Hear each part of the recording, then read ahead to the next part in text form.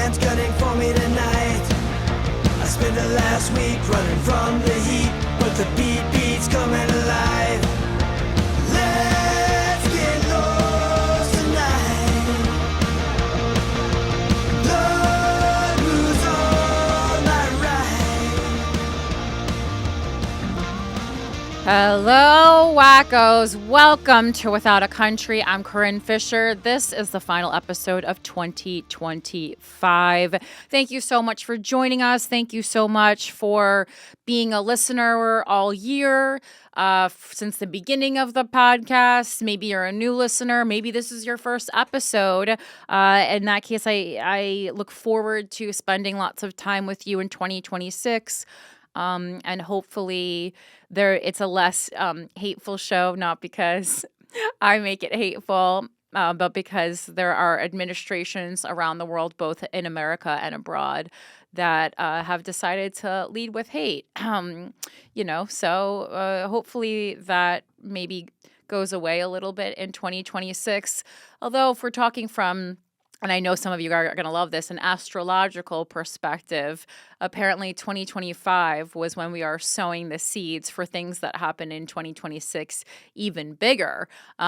So by that analysis, it's actually going to get worse before it gets better. But whatever. Maybe maybe the seeds that you sowed in your personal life will get better, and and then you can have power and money and topple the powers that be. Hopefully 2026 will be the year that we finally learn to stop fighting each other and learn to come together and fight the few billionaires that have control over everything. We need to stop fighting each other, based on race and religion and small discrepancies and small differences in financial backgrounds, and really learn that they love when we fight each other, because it keeps our attention off them, who are much harder to fight. But if we all figure it out, that we just band together and topple them, there's way more of us than there are of them. So, in theory, could be quite simple. In practice, it has yet to work. But I'm all for, especially Americans, getting together and overthrowing the handful of billionaires that truly make our lives brutal and unlivable. And, and that is not, I'm not an anti-rich person. I am a big advocate of you making money and learning how to make money and, working within the constraints of capitalism to make life better for yourself, and, acknowledging that America is a capitalist country and not trying to, pretend that it's not, or say that we're going to be socialist overnight. I just think that we just keep fighting each other, and it's really disheartening to watch, especially now having really been on the inside of the, seediest municipal politics city in the world, which we're going to get into. But anyway, welcome everyone to the show. I know it's the holidays. Obviously, I'm pre-recording this, but only by one day, because tomorrow is New Year's Eve, and I have a very busy New Year's Eve. I will be on stage when this show normally live streams, which is your reminder now to, this is going to be live streaming while I'm already on stage, but I guess, if you're in the neighborhood, come by, get an hour late ticket to New Year's Eve at New York Comedy Club, East Village. Probably not worthwhile, though, at this point. But if you're there, thank you so much for being there, and I'll see you at some shows in 2026. Make sure to follow me on social media. I'm on all social media at Philanthropy Gal. And Without a Country is on Instagram at Without a Country Podcast. And of course, subscribe to our YouTube channel at Without a Country. That's a great way to help the show. That is completely free. Follows are worth their weight in gold for comedians. So if you love a comedian, that's not just for me. if you love anyone, if you talk about anyone, if anyone makes your life richer, even if you don't go on Instagram or social media a lot, honestly, like clicking follow is so meaningful to us. Managers look at it, agents look at it, bookers look at it. It really is valuable. So we appreciate the follow very much. I know it seems like ridiculous, and like it is when you really think about it. And I don't, I've gone on many rants about social media, truly damaging our brains, but it's also the primary way that we sell tickets and make money. So, help us. And again, it's so free, which is the best price for anything. All right. Really quickly, let's get into the show. We have so much to go over. I wanted, today to be part wrap up, but also, we're going to tap into the biggest news stories of the week. And there's some international stories. Obviously, big chunk of it will be American news. And then maybe we have some municipal too. We have everything that I like going over on this show. The first order of business is this week's enemy of the state. And this week's enemy of the state does unfortunately go to the recently deceased Brigitte Bardot. And if you're not familiar with who Brigitte Bardot was, she's basically a sex symbol, but Enemy of the state. she's a French film actress who became kind of this international sex symbol, was quite gorgeous. But since her death, people have really been quite loud and proud in their hatred of her. And I wasn't familiar with any of this. I mean, I just didn't. I mean, obviously, I know who Brigitte Bardot is. I just didn't really spend a great deal of time thinking about her beyond knowing that she was a sex symbol.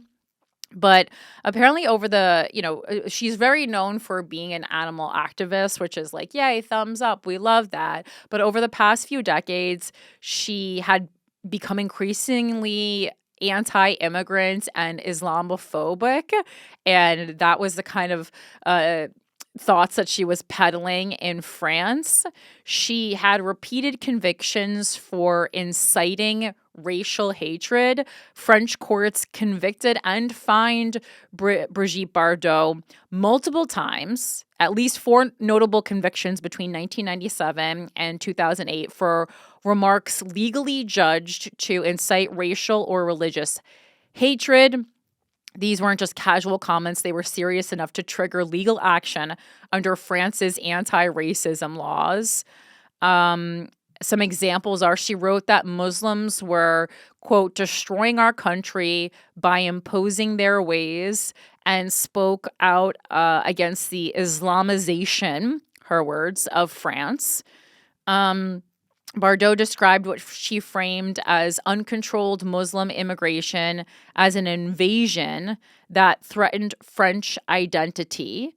In a letter to a French interior minister, she said that she was, quote, fed up with being led by the nose by this population and saw them as imposing their customs. These statements were connected to her criticism of Islamic ritual animal slaughter, but her language repeatedly veered into broad attacks on Muslim people and immigration, not just specific practices. And that's fine, obviously, if you are, I'm guessing she's talking about like, and I think I saw this on some kind of a food documentary, but the way I'm guessing she's referring to the way that you have to slaughter animals if they are to be considered halal. And the blood needs to drain from the animal a certain way. I'm paraphrasing from memory here, but I'm guessing that's what she's speaking to. It is pretty gruesome, and anytime I see halal food or have eaten halal food, I definitely it definitely crosses my mind because it was a pretty gruesome picture to get out of my head. That being said, I mean, if you know anything about any type of animal slaughter, whether it be for a specific religious ritual or not, they're all gruesome. I mean, watch documentaries on factory farming, or if you are consuming or I'm sorry, if you're using products like beauty products that are tested on animals. I've watched many documentaries about that. That is also quite gruesome. So, like, I understand as an animal lover what her qualms with halal slaughter would be, but it doesn't make sense to specifically hone in on only a Muslim ritual when there are, number one, non-religious animal slaughterings that happen all over. And then, if we're going by religion or ethnicity, I mean, we can talk about, the Yulin Dog Festival, which we've talked about on here before. Like, there's plenty of things. So it does feel odd, I guess, to hone in, maybe because she said, it was a lot of this was, happening or introduced to French culture. But, at the end of the day, like, if you're slaughtering an animal, you're slaughtering an animal. And obviously, like, yes, we want to do it the least painful way possible, or not at all. But it's interesting that she specifically only honed in on the way Muslim individuals were killing their food. They're, I just think that's kind of strange. Bardot also supported or praised far-right figures and parties in France later in life. She made homophobic remarks criticizing LGBTQ plus communities and dismissing the Me Too movement as hypocritical and without interest. That, just as a woman, I don't want to give her a pass on that. That's certainly super unhelpful. But I do want to put myself in her shoes for a moment. There must be a heaviness to really being known for being a sex symbol, and that must weigh on you and change and evolve as you get older.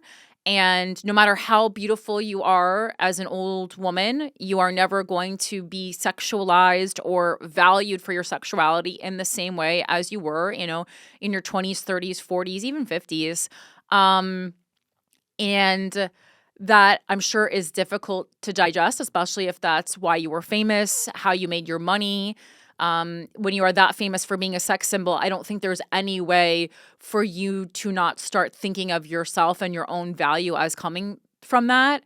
And so I think for many women who grew up in much more difficult times when, sexual harassment, and assault, honestly, even was commonplace, they might look at what the women of today are complaining about and think, oh my God, these women have it so easy compared to what I went through.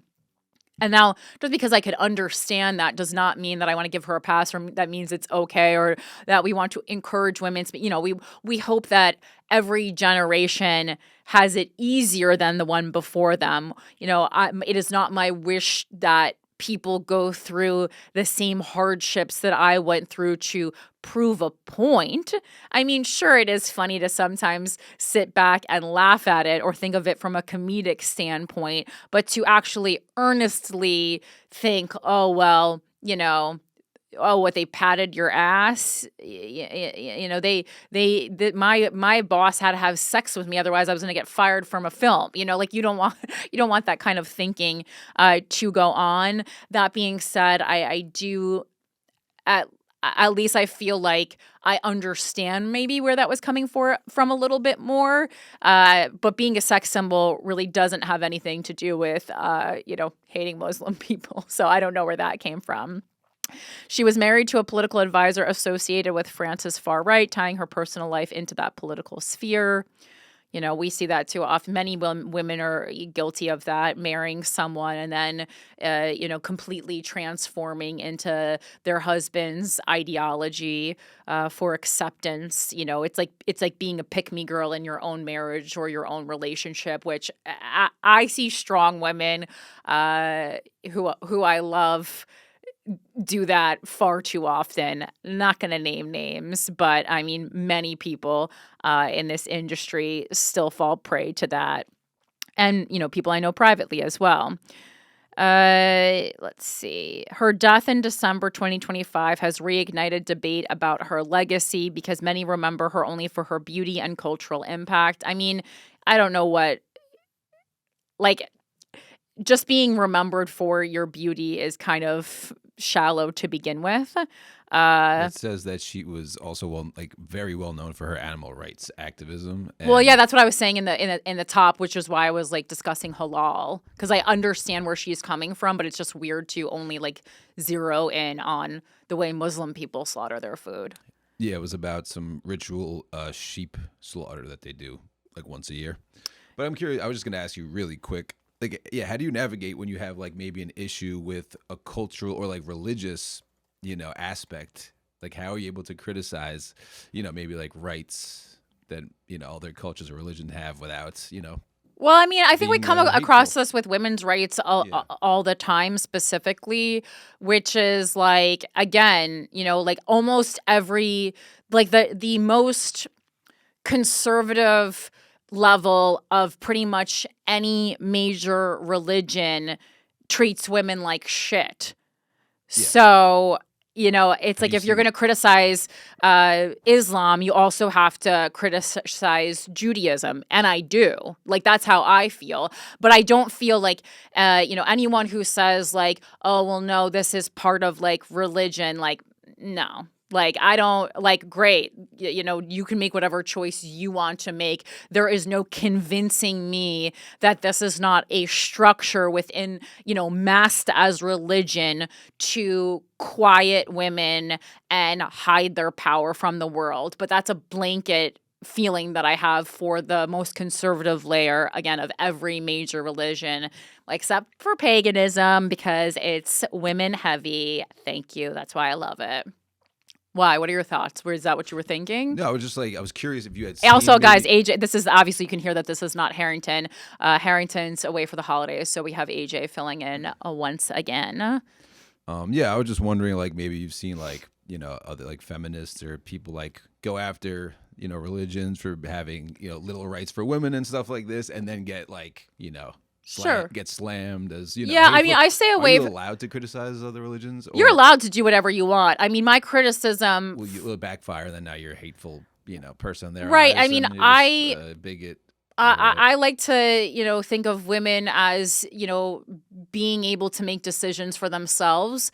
So even though I personally feel that the most conservative level of basically every major religion is inherently anti-woman, if a woman chooses that life for herself, I also have to respect and assume that she is strong and smart, and unless she tells me otherwise, did not make that decision under duress. And so, yeah, no, I don't spend a lot of time, that's my personal belief. But if someone, in my friend group makes that decision for themselves, or someone not in my friend group, like, I wouldn't criticize that or tell them, like, you're in a cult, you gotta get out. Like, you could do whatever you want. That's what feminism is. If you want to do that. Great.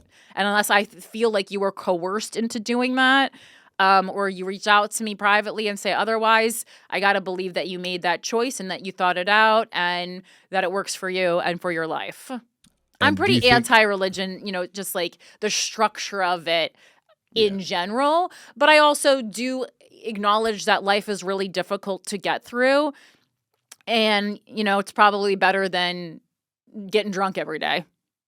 And are you allowed to criticize, if they do things with animals, if you're an animal activist, kind of like she was, or is that? Yeah, I or you think have to so. I be just think it's- quiet if I- somebody else's culture and religion. No, I mean, I think so. But I think that you can't just hone in on one religion. It would be one thing if she was a Muslim woman specifically criticizing, Muslim ritual slaughter for food, but it doesn't make sense because she's not Muslim and also has made these broader Islamophobic statements and is also not, speaking out about other types of religions and or ethnicities in the way they kill their animals, when many cultures are certainly like I said, the Yule and Dog Festival, many cultures, and she probably has talked out about that too. But like, again, when you're just like making larger Islamophobic statements, it's like very weird to hone in on that and like call people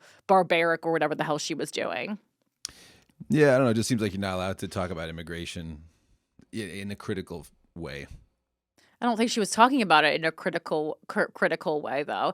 And also, I think part of the problem is, when unfortunately, and this is not her fault, but like when you are, not known, the primary way you are known is not like as a political activist, but rather as a sex symbol, people are going to have harsher criticisms for you when you talk about things like that because they don't feel like that you're qualified, I suppose, to talk about those things. And again, like I hear you, like I don't think it just echoes a little bit with this, like a lot of the Somalia stuff happening this week when there's sort of like people just criticizing like assimilation or. Well, yeah, I mean, are you allowed to say? But that's being a racist. That's a good example because it's an example of people being so scared of being called racist or xenophobic or anti-immigration that they basically let an entire group of people get pull one past them, and I mean, like I don't know, it's just like kind of being like, oh, the mafia is all Italian, and then be like, well, we can't say anything because that will be like anti-Italian. And it's like, okay, well, we know Italians are in the Italian mafia and they run certain parts of New York, and they're very intertwined with the NYPD and and they are their own government agency at this point, and it's ridiculous, and they need to be broken apart.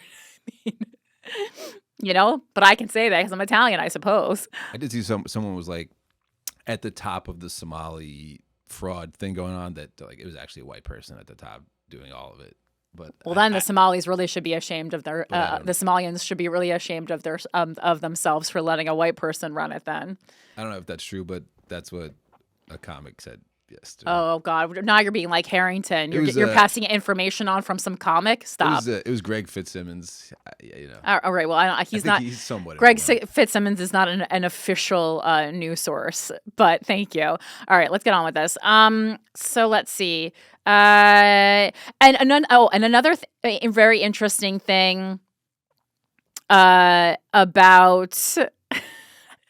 About Brigitte Bardot, and this is really Brigitte Bardot is that she basically disowned her son, and she rejected her son due to her deep-seated resentment of motherhood, feeling she wasn't cut out to be a parent and viewing her pregnancy as a burden. She famously called her unborn son a cancerous tumor and wished for a dog instead, leading to a fractured relationship and years of estrangement. And I think her son ultimately, sued his mother for damages due to the hurtful remarks in like a book she wrote.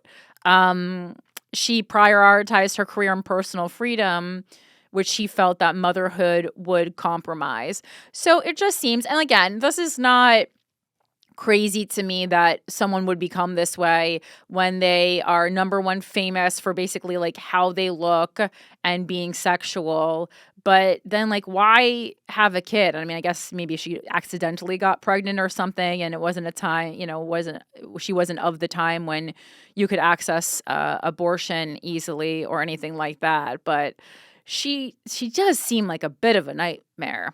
Hot as hell, though. Really just shows what you can get away with when you're that attractive. Aspirational, really. I mean, I don't want to be a piece of shit, but you're like, imagine being able to kind of be that big of a piece of shit for almost your entire life. But you're so hot that everyone's like, she's so hot. And it sounded like she suffered from like the paparazzi were going crazy, going after her. She had they said paparazzi broke into her house to snap pictures of her pregnant 2 weeks before, and it said that she did have an attempt on her own life 10 months after the birth of her only child. So it seems like she was like suffering from postpartum depression in a time when we obviously did not understand postpartum depression, didn't have the resources, people weren't talking about it. Listen, I can only imagine what a nightmare it was to be a woman during her time, but being hot has always held value in society. So I don't feel that bad for her. I don't think it was necessary that she become this much of a monster. Anyway, she's dead now. Hopefully she's healing in heaven or wherever she is, and hopefully everything's okay. Chappell Roan got herself in more hot water for, I guess, saying something positive about Brigitte Bardot. She's in a song. That's like the major lyrics of a song. Oh, And, I forgot you're a Chappell Roan expert. That is actually the song that I do at karaoke. So that's one of the lines. I didn't even know who she was until that song. You didn't know who she was? No, I don't know French She's you know who Sophia Loren is, right? Yeah. Okay, so she's, I would say, like kind of in that, Like you know, Marilyn Monroe. Yeah, I mean, type. she's pretty famous. No, I never heard of her, but yeah. So Chappell Roan apologized for having that in her song. Oh boy. All right, let's move on. Thank you so much to all my patrons. All hail to our dictator, Christopher Fungi. Welcome to my new capitalist pig, MJ Nezzy, and my new cutie, Bree. Thank you so much. You guys really help to facilitate this show, to make it running, to staff it, to make all the things that we need to have happen on this show, to be able to hire a graphic designer, to create all this wonderful merch, because that was a whole other expense that I didn't even worry about when I was trying to make $2 or $1 per item, because that was several $100s or more to get the graphic designer to design those things, but that's what happens when you're not hiring AI. Thank you. I'm a hero. But yeah, that's why we get to do cool things. The pre-sale for all those items is officially closed. Thank you so much. It was very successful. The company was very happy. And so that's being printed, and those will be packaged and shipped up out to you guys in January, and hopefully you love them. I ordered one of everything for myself, so you're gonna see me wearing the Without a Country shirt in every color. I'll be whacking that hat around town, and I can't wait to see you guys and all your hot merch. If you want to join the Patreon, head over to patreon.com/withoutacountry, where you get one additional video news story every single week, and you can join for as little as $6 a month. Super helpful. Great way to show appreciation for the show and the work we're doing. And I just love you guys and appreciate you so much for making this happen.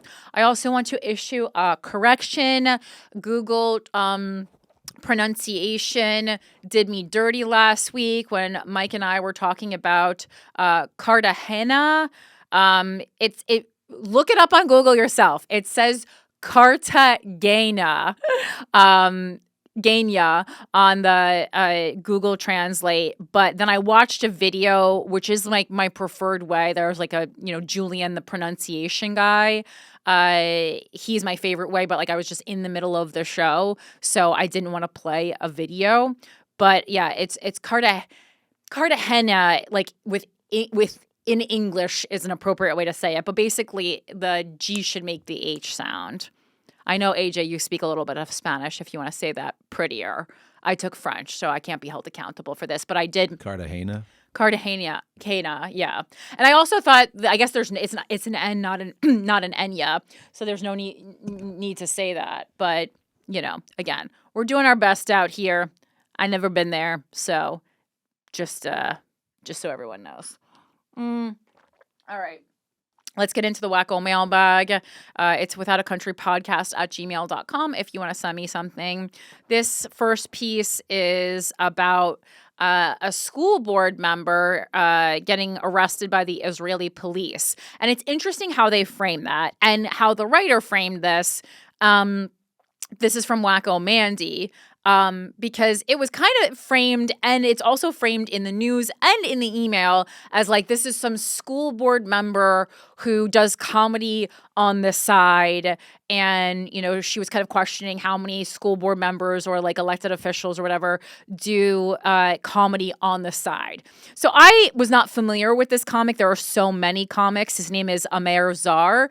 But I looked him up, and this is a very famous, very successful comic. This guy is doing well. He has almost 200,000 followers on Instagram. So it is misleading that they are saying he is a school board member before he is a comedian. He's definitely much more famous for being a comedian than he is a school board member. And, just because someone is a working stand-up comedian does not mean that they cannot, that they are not allowed to take part in being a public servant. I think you have to be careful. I think there could be a conflict of interest, but I am a known person and I ran for office. I think, had I been elected, and even when I was campaigning, you have to approach being a public servant much differently than you do a public person. I think that you can put up much stricter boundaries when you are a public person. When you are a public servant, you really are kind of at the mercy of the constituents. Whereas when you're just a public person who has a fan base, I think the lines can sometimes get blurry and people can act inappropriately. And so you have to really stand firm in those boundaries. But yeah, so this is from WXYZ.com. Dearborn school board member speaks out after arrest by Israeli police. A Dearborn Public Schools board trustee who was arrested by Israeli police in Nazareth has been released and is sharing his experience. Amer Zar, a Palestinian-American comedian and elected school board member, says he was detained for about an hour and a half on Friday after his comedy show in Nazareth. And can you play that clip, AJ? Are we going to get dinged, or is that should be okay? I'm guessing.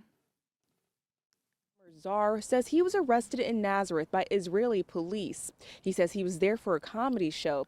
Now, he has since been released, and now he is sharing his story. I was taken in for questioning by the Israeli police on suspicion of incitement. Amer Zar is a Palestinian-American comedian. He says he was detained by Israeli police for about an hour and a half on Friday. I was taken into custody. I was arrested. I was asked to denounce any incitement, which of course I'm not inciting anyone to anything. Zar says the arrest made him late to his next comedy show, but despite his late arrival, people still stuck around to see him. The real story is about how the Palestinian people stayed steadfast and wanted to hear art from a Palestinian American.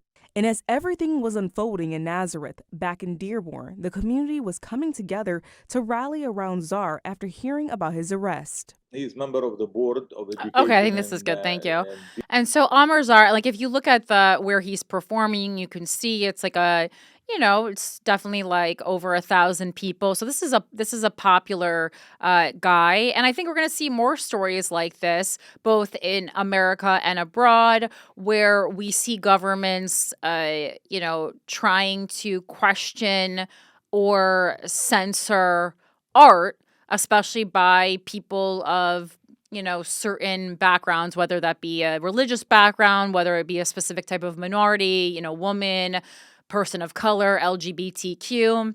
We even saw that with Americans Customs. Jenna Friedman is a comedian. She was on Guys We Fucked, and she talked about being questioned in a pretty abrasive manner about if she does political comedy when she was coming through customs. So again, like we should not be become okay with this. We should not be this is the new normal. But I think we're going to see a lot more of this unless things change. So this to me is not crazy. I mean, it's crazy that it's happening, but I am not surprised, I guess. Is this crazy?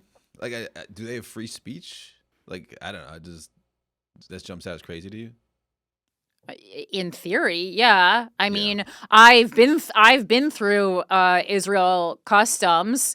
It's abrasive, but I got to be honest, Romanian Customs also was super abrasive. So, Yeah, but I guess like if I was like, do I think that they would be cool with, I don't know, a Palestinian comic making jokes like as they're in war? I don't know. I just feel like it would. Well, I mean, obviously, Israel's winning in quotes. So, I mean, I don't think if they're anyone chill about winning, like, okay, yeah, you can make jokes about us. I think they're still like, shut up. Yeah, but you should be allowed to make jokes about it. It's about the legal discussion about inciting violence versus versus being able to talk freely. I am not familiar with his set. I watched a couple of his clips, but I didn't have time to like familiarize myself with his entire catalog of jokes. Do you think is it more like jokes for funny sake? Is it more like there's a message here and that message? I'm sure there's a message, but I mean, like if thinly veiled, again, I would have to hear. I mean, like, yes, like there's certainly times when I hear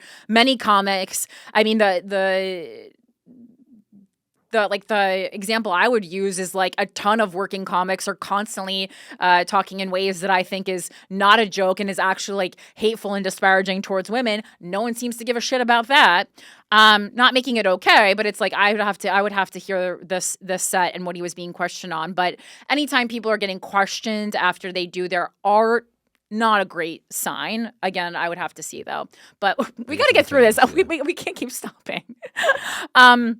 I was taken into custody. I was arrested. I was asked to denounce any incitement, which of course I'm not inciting anyone to anything, Czar said. Despite being late to his next comedy show due to his arrest, Czar said audience members waited for him to arrive. The real story is about how Palestinian people stayed steadfast and wanted to hear art from a Palestinian American, which you heard him say in the interview firsthand.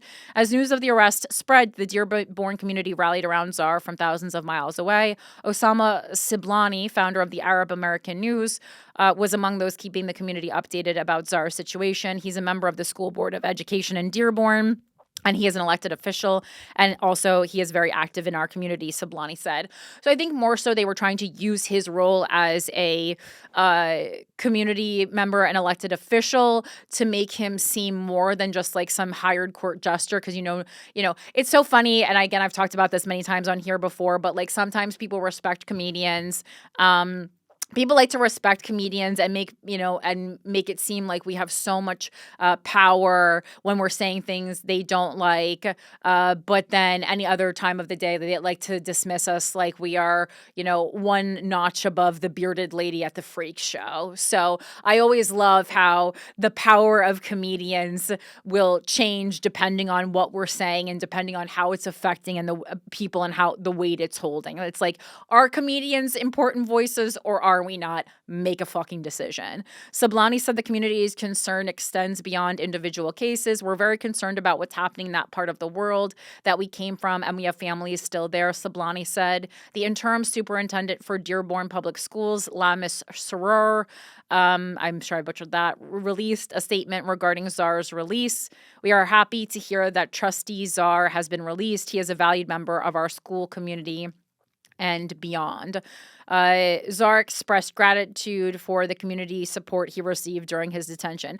That being said, on the flip side, it's also like just because someone is a school board member, an elected official, we know certainly does not mean that they are of a higher caliber of other individuals. So if so many times, we see that used, because these people are held to a higher standard, as they should be if you're an elected official than other people. And in this instance, they're saying it's like, oh, well, he's of a higher caliber. Like his comedy can't possibly be problematic because he is a school board member. But also tons of times school board members, it will be uncovered or doing things for their own power, profit, or financial gain. And, the word trust is in the word. It's right there. It's trust. So you gotta trust I'm gonna him. mute your mic. Yeah, you're getting like Harrington now. I said something about being in that seat that makes people too damn cocky.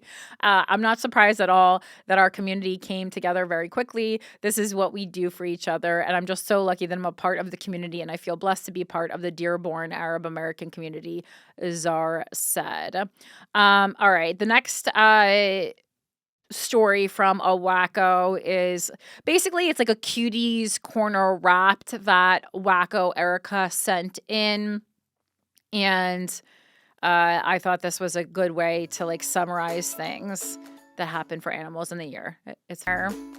All right. This is from Vox.com. 9 actually good things that happened to animals this year. 1 second. I have to bypass this paywall because I don't have a Vox subscription. We can't go crazy here.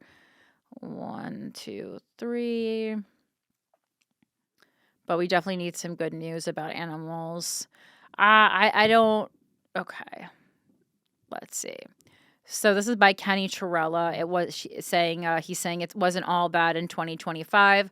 The world we've built is an unrelenting, cruel one for animals. By 2025's end, millions of animals will have been locked in tiny cages and violently killed for their fur. Hundreds of millions will have been drugged, prodded, or sliced up in painful experiments, and close to 1 trillion animals will have been farmed for their meat, milk, or eggs, with the vast majority reared in factory farms. Meanwhile, countless animals are caught from the wild or bred in captivity to be put on display in zoos, aquariums, and circuses, or sold as pets. Even though, and I would love to do an episode one day on zoos in general, because I am not, like, some animal rights people are like across the board very anti-zoo. And I actually went to the childhood zoo that I frequented a lot and talked to one of the higher ups about how the animals were being treated, the work that was being done. And we must not forget that many times, or sometimes, it's not, not all zoos are equal. Some zoos are like, these are animals that for one reason or another, due to, because of injury, or because of, being born in captivity, or whatever the reason is, it would be harmful and truly detrimental to them to be released into the wild. So some zoos are doing a lot of conservation work, and I just really hate this blanket that all zoos are awful, because conservation work is, for instance, why I believe the panda is no longer on the extinct list. I just read this recently. I'm pretty sure it was the panda that's no longer on the extinct list. Anyway, even though most people oppose these cruelties to a degree, the industries that exploit animals for profit are economically powerful, politically connected, and culturally entrenched, making it incredibly difficult to win animals' legal protections. The global animal advocacy movement is growing, but remains tiny in light of what it's up against. So too are startups developing animal-free technologies. But despite the odds, a number of incremental and transformative campaigns were won this year to chip away at the immense suffering experienced by animals. Here's an incomplete list. Oh, and also, I don't know if you guys have been keeping up with Kim Petras, but Kim Petras has joined the fight to ban carriage horses in New York. And I think maybe it was like Interview magazine, Zohran Mamdani said something about being a big Kim Petras head. And so Kim Petras said online this week that she would let him listen. She would send him an exclusive copy of her new album before anyone else gets to listen to it if he will ban horse carriages in New York, which is something he can basically do day one. Like, that was like, people would ask in interviews, what's your day one agenda? My day one agenda was ban horse carriages, because as a mayor at this point with what it's gone through, I mean, I think you do need I think you need Adrian Adams also needs to okay it. But I'm pretty sure, like, if Zohran Mamdani really wanted to get that done day one, I'm pretty sure, based on what I last checked, that he could, kind of have veto power to get that done. All right. But despite the, let's see. So number one is Poland banned fur farming as the global industry continued to collapse. Weeks ago, Poland, the world's second biggest fur producer, banned fur farming. Polish President Karol Nawrocki called a decision that reflects our compassion, our civilizational maturity, and our respect for all living creatures. The move followed a decade of industry collapse. From 2014 to 2024, the number of animals farmed for their fur plummeted from 140 million to 20.5 million. We have so many wonderful alternatives for fur these days. There's just, and I know that real fur is warmer than faux fur, but we aren't like living naked in caves anymore, so we don't need that. We have heat and we can go inside. Number two, America's cage-free egg trend accelerated. Most egg-laying hens in the U.S. are still forced to live in tiny cages for their whole lives. Cage-free eggs are far from cruelty-free.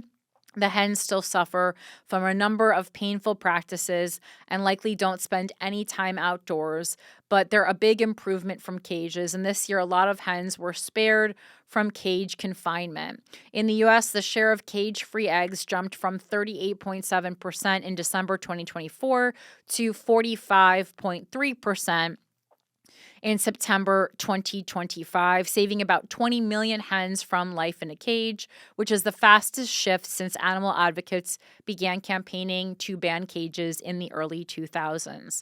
The trend is accelerating globally too, but progress on the cage-free issue has to be protected. U.S. industry groups have tried to repeal state cage-free laws in Congress and the courts, and fortunately, those efforts failed in 2025. Over 25 U.S. jurisdictions banned the sale of dogs, cats, and other animals. Each year, Americans buy millions of dogs and cats from pet stores and breeders. Most of them come from puppy or kitten mills, where animals are raised in small, unsanitary enclosures with few protections and little governmental oversight. Meanwhile, millions of adoptable cats and dogs languish in shelters, and many are euthanized because there isn't enough space to house them all.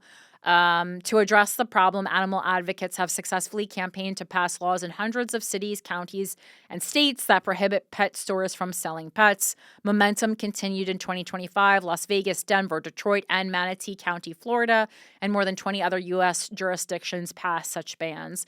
And I know sometimes people think like, oh, I want to get a pet from a pet store because that, I don't want to deal with all the, emotional or behavioral issues that you get with an adopted animal. First of all adopted animals don't have behavioral issues. It depends on what their life was like. Shelters and rescues should be pretty open about the needs of the animal because it doesn't serve them to give the wrong information and then ultimately have that pet returned or in an unsafe situation. So, you should know, are you a beginner pet parent? Are you an intermediate pet parent? Or are you advanced, pet parent? So I grew up with dogs my whole life. So by the time I adopted Alfred as a puppy, I felt like, at least I would say intermediate. I think like, Justin Silver, for instance, is an advanced pet owner because he's an actual animal trainer. For me, I'm going to call myself an intermediate pet parent because I live with, pets all my life, specifically dogs. And so I felt that I could take on not only a rescue, but specifically a puppy. A puppy is a lot more work than, a dog who is, 1, 2, or 3. And, if you are a beginner pet parent, I would definitely recommend not getting a puppy. They're a lot more work than you probably fully realize. And the puppies in the pet stores seem more well behaved because they are drugged. So once they get home and they start acting more erratically, aka more puppy-like in their natural state, you're going to be confused and most likely overwhelmed. And not to mention that there are just so many animals being euthanized because they are not being adopted from shelters. So I know you think like, oh, I'm saving a life, like regardless. I gotta be honest. No, you're not. You're, you really, I'm pretty passionate about this. You really got to adopt, unless you're doing, the Best in Show dog show on Thanksgiving Day after the Thanksgiving Day parade, which I don't think you are. I don't think you're doing that. Please adopt. And do not gift pets. I know Kim Kardashian's under a lot of fire right now. Apparently, she has like gifted her kids multiple dogs that like disappear or live in the garage or something. That's shitty. I do love the Kardashians, but those kids do seem kind of badly behaved. I don't see how you cannot be. I know she's like trying to like be like a good parent and stuff. Whereas I actually would argue that I think the Kardashian girls, the adult ones, I actually think they seem like they were raised with structure and discipline. And the other, the other kids do not really seem like they were, especially Kim's kids. They just seem like they're just running amok. They're just juicing her for all she's worth. 4, Switzerland required meat companies to disclose abusive practices on their packaging. One of the lesser-known horrors of meat, milk, and egg production are the mutilations. Because overcrowded animals sometimes peck or bite at each other, producers cut off piglets' tails, sear off egg-laying hens' beaks and cows' horns, and slice off turkeys' snoods, all generally without pain relief. Switzerland didn't ban these practices, but it did pass a law requiring food companies, grocers, and restaurants to disclose on package labels whether the animal products they're selling came from animals mutilated without pain relief. All right, that's one way to do it. 5, technology to end the brutal killing of chicks advanced around the world. Because the hundreds of billions of male chicks in the egg industry can't lay eggs, we've talked about this on this show before, culling, and they don't grow big and fast enough to be efficiently raised for meat, they're killed on the day that they're born, and brutally so. Usually they're ground up alive, but some producers suffocate, burn, electrocute, or drown them. Here's the good news. There are now numerous technologies to detect the sex of a chick while they're still in the egg so they can be disposed of before they hatch. Hell yeah, chick abortion. And these technologies are taking off quickly. As of spring 2025, over a quarter of eggs in Europe were scanned with these technologies, an 8% increase over the prior year, which will prevent hundreds of millions of these violent deaths in the years ahead. And 2025 marked the year that these technologies became commercialized, though on a small scale, in the United States and Brazil. 6, government agencies committed to reduce animal testing. The National Institutes of Health and other federal agencies have committed to reducing animal testing and accelerating the development of high-tech, non-animal methods to test the safety of drugs and chemicals and conduct biomedical research. Last month, the UK government announced similar initiatives. The politics of this issue are complicated. Check out this Vox story for more, but if executed well, the outcome will be fewer animals subjected to painful experiments and more efficient, accurate scientific research. And then the story that it links to is something titled "The Massive Stakes of the Trump Administration's Plan to End Animal Testing." And it's the subtitle is Trump doing the right thing on animal research for the wrong reasons? Well, I'm sure he is, but let's get it done. I'm sure it's some way to put money in his pocket, but if it stops animal testing, great. The U.S. dairy industry tyranny weakened. This is number 7. One of the most bizarre U.S. food regulations requires that cow's milk be offered or even served at every school meal. 41% of it is thrown away. And obviously, this is big dairy making, there's so many things, in schools and in prisons and in, situations like this where private companies are making deals to increase their profit, and it is affecting our lives and we don't even know it. Obviously, why the hell was I drinking milk, every day with people? I did drink my milk. I would get a little carton of skim milk. And to this day, I feel like I could still do a little carton of skim milk with a frozen piece of pizza and I would enjoy it. But that's because I was trained and conditioned to enjoy it, not because I wanted it. What I really wanted was a Diet Coke with that pizza, because that's what goes with pizza, soda. 41% of it is thrown away. Schools are barred from proactively offering plant-based milk alternatives like soy milk, even though most kids of color are lactose intolerant to some degree, as are Jews. I don't know if we're included in kids of color or not. I guess it depends on what group you ask. I would not say that, but I don't know. And also, kids of color. So, definitely Asian children are usually a bit lactose intolerant. Are most Black people lactose intolerant? Let me look. I don't think Latino people are. Are most Black? I love the Google searches I look up on the show. I'm just curious.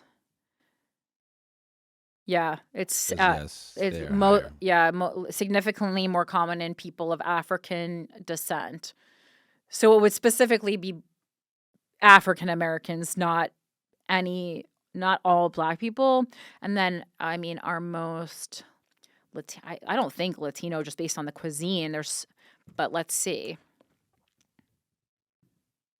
Oh, it is. It's also more significant in Latino children compared to Northern European descent, with estimates suggesting around 50% or more of Hispanic individuals experience it. Wow. Very interesting. Learn something new every day. Crazy then, based on, different food offerings in different cultures, though. All right. So schools are barred from proactively offering plant-based milk alternatives like soy milk, even though most kids of color are lactose intolerant to some degree. And if a kid wants plant-based milk, they need a doctor's note. A bill recently passed in Congress, which President Donald Trump is expected to sign, will allow schools to proactively offer soy milk alongside cow's milk, and students who want plant-based milk will only need a note from a parent, not a doctor. It also, for religious or just your personal moral reasons, I certainly knew kids growing up who came from, vegetarian, vegan, I guess vegetarian more than vegan, but didn't consume animal products. That was not unheard of even when I was in school in grammar school in the 90s. It's a win for student choice and food waste, but also for cows who are subjected to a lot of terrible practices in the dairy industry. 8, shrimp welfare went viralish. The animals farmed in the highest numbers are not chickens, pigs, or fish, but crustaceans like shrimp and prawns, totaling some 630 billion animals each year. This year, several large European grocery chains committed to ensuring that the shrimp and prawns in their supply chains are at least electrically stunned before slaughter, as opposed to being suffocated. Also, a major seafood certifier pledged to require companies that sell under its label to no longer use eye stalk ablation. Oh, God, I read about this. The ghastly practice of cutting out female shrimp's eyes to accelerate reproduction. The things we have thought of to make more profit are truly horrific.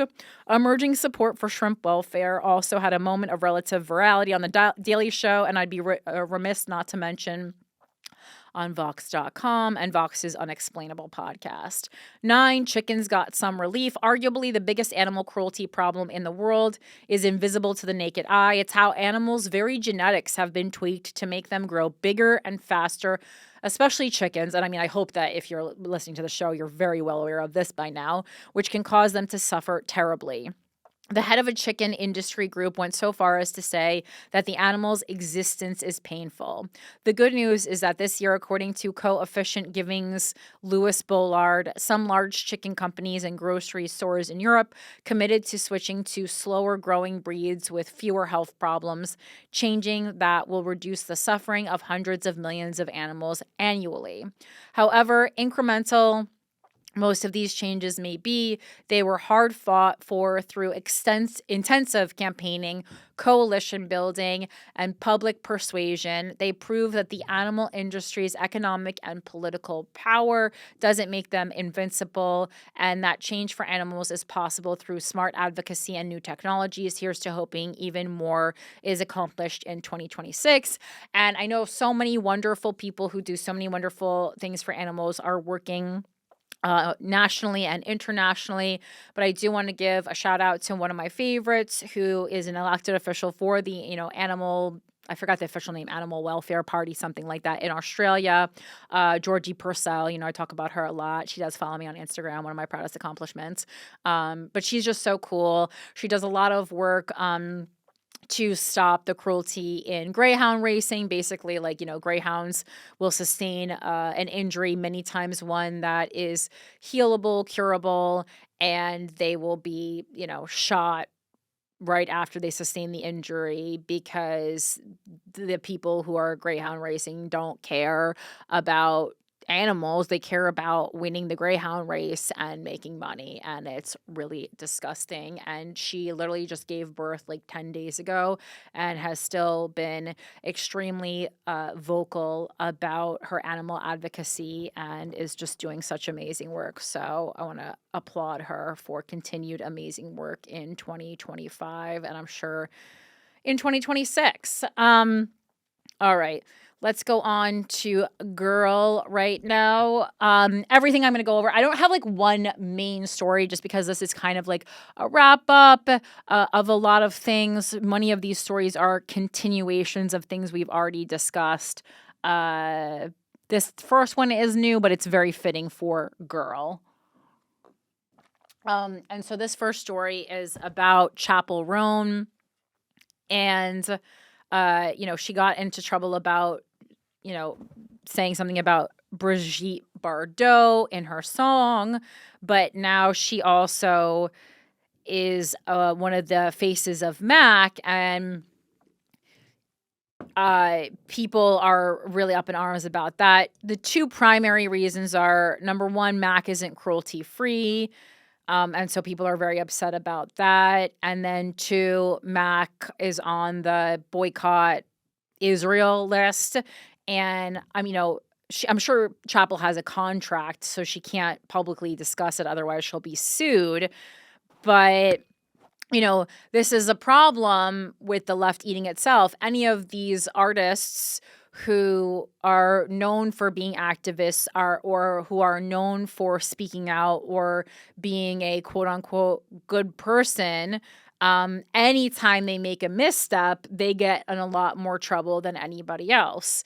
And, so lots of people have been MAC cover girls, but because Chappell is, known and considered to be, I guess a better human than those people, she's taking more shit right now.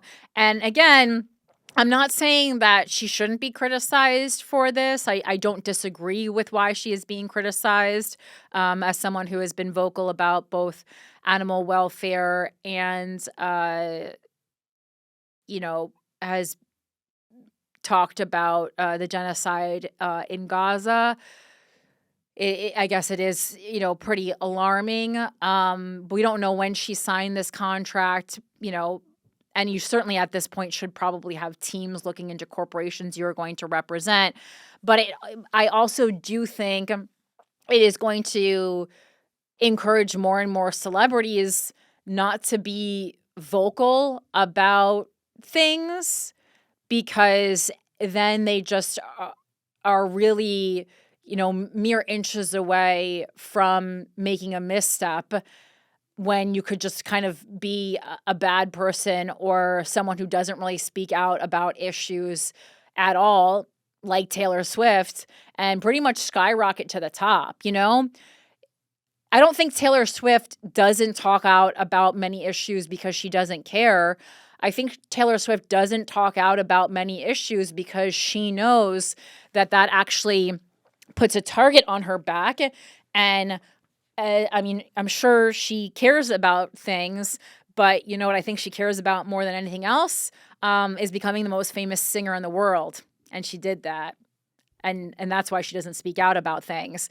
And so, again, not that we shouldn't criticize people or point out hypocrisy, but I do think that if we want our artists to be more vocal about world issues, we can't knock them down every step of the way, because then more people are going to take that Taylor Swift or even that Beyonce route when they just don't really speak publicly about a ton of things. I do think Taylor Swift is, more guilty of that, but plenty of major artists have chosen the approach of not speaking out, against anything. And in many ways, I think it serves them in their career. So yeah, this is from pinknews.com. Chappell Roan accused of forgetting her morals over MAC global ambassador role. Lesbian pop princess Chappell Roan, which is also like, I know Pink News likes to point shit like that out, but it's just like, you don't say straight. Can she just be a pop? Can she just enjoy being famous? Like, does she now have to represent all lesbians? Is that what she wants? I don't know. Lesbian pop princess Chappell Roan is MAC Cosmetics' new global ambassador, but her appointment has been met with a mixed response from fans who have questioned her decision to work with the brand. The Grammy-winning The Subway singer was announced as the global ambassador for MAC Cosmetics earlier this month, which is a subsidiary of Estee Lauder. MAC has always made space for people like me. Since day one, they've embraced art, queerness, drag, and self-expression. Your favorite artist said of the collaboration. It's about developing these characters through artistry, Roan said. Growing up in the Midwest, I was always told to tone it down, but that energy is what made me who I am. I want people to feel like they can take up space and express themselves however they want, that your too much is your magic, and that's been in Mac's DNA from the beginning.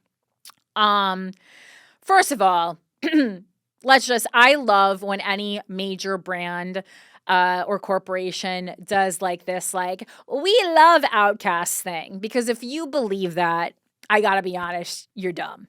If you want someone who like celebrates being an outcast, go watch whatever craziness Maria Bamford just uploaded to the internet. Like, that's freaks supporting freaks, okay? Mac doesn't give a shit if you are being bullied for being too gay in school. Let's be very, very clear about that, okay? They just want you to be as gay as you need to be a boy who wants to purchase a lipstick, because then they can sell lipsticks to both girls and boys. And if you believed anything, I know that we love inclusivity and we love being seen and all this shit. Stop it. Stop it. You're gay. You're not dumb. Well, some fans were quick to congratulate Roan on her latest success following a stratospheric rise to fame the last couple of years. Others were more critical, with several Reddit threads popping up in the last 24 hours dedicated to discussing her new role with Mac and the implications of her appointment. And to those people, I say, get a fucking life, okay? Get a fucking life. Okay, so you're mad at Chappell Roan for working with Mac. Great, you can be mad at that. Go out in the world and do something that cancels out what you feel like she is doing. So either go out and do some animal advocacy work, or go out and get some humanitarian aid to Gaza. You sitting around and trying to all take down someone who 10 seconds ago you loved and made you feel powerful and made you feel seen as a queer person, discussing it in a Reddit thread is also not doing anything. I got to be honest. Oh my God, get a life. Several noted that Mac, as a subsidiary of Estee Lauder, is on the Israel boycott list, which appears to contradict the artist's outspoken views on Palestine amid the Hamas-Israel conflict. I do feel like that was pretty short-sighted. Again, I don't know. I'd have to see the paperwork when she actually signed this. I am guessing it had to be before, after October 7th. That being said, perhaps they thought at the time of the contract signing, maybe that this would have been resolved. That would have been pretty stupid of them. I don't know what the conversation was, but, we do definitely need to have, if you are of someone this famous who is going to be outspoken, it is just short-sighted and strategically unintelligent to not have your team be looking into other things, these major corporations are funding. That's just short-sighted. That's just the world we live in now and have lived in for many years. Chappell Roan, wasn't grandfathered into this. That was always so since the moment she's been famous. So, she almost more than other artists should be familiar with this landscape. It's a landscape that people of her generation helped to create. So that is kind of on her and her team. Have you looked at the list? New things are added every day. Yeah, there's a lot of makeup. There's L'Oreal, Maybelline, Clinique. It's literally everything. You gotta grow your food and make it at home over a hot flame that's not on a stove that's not made by a company.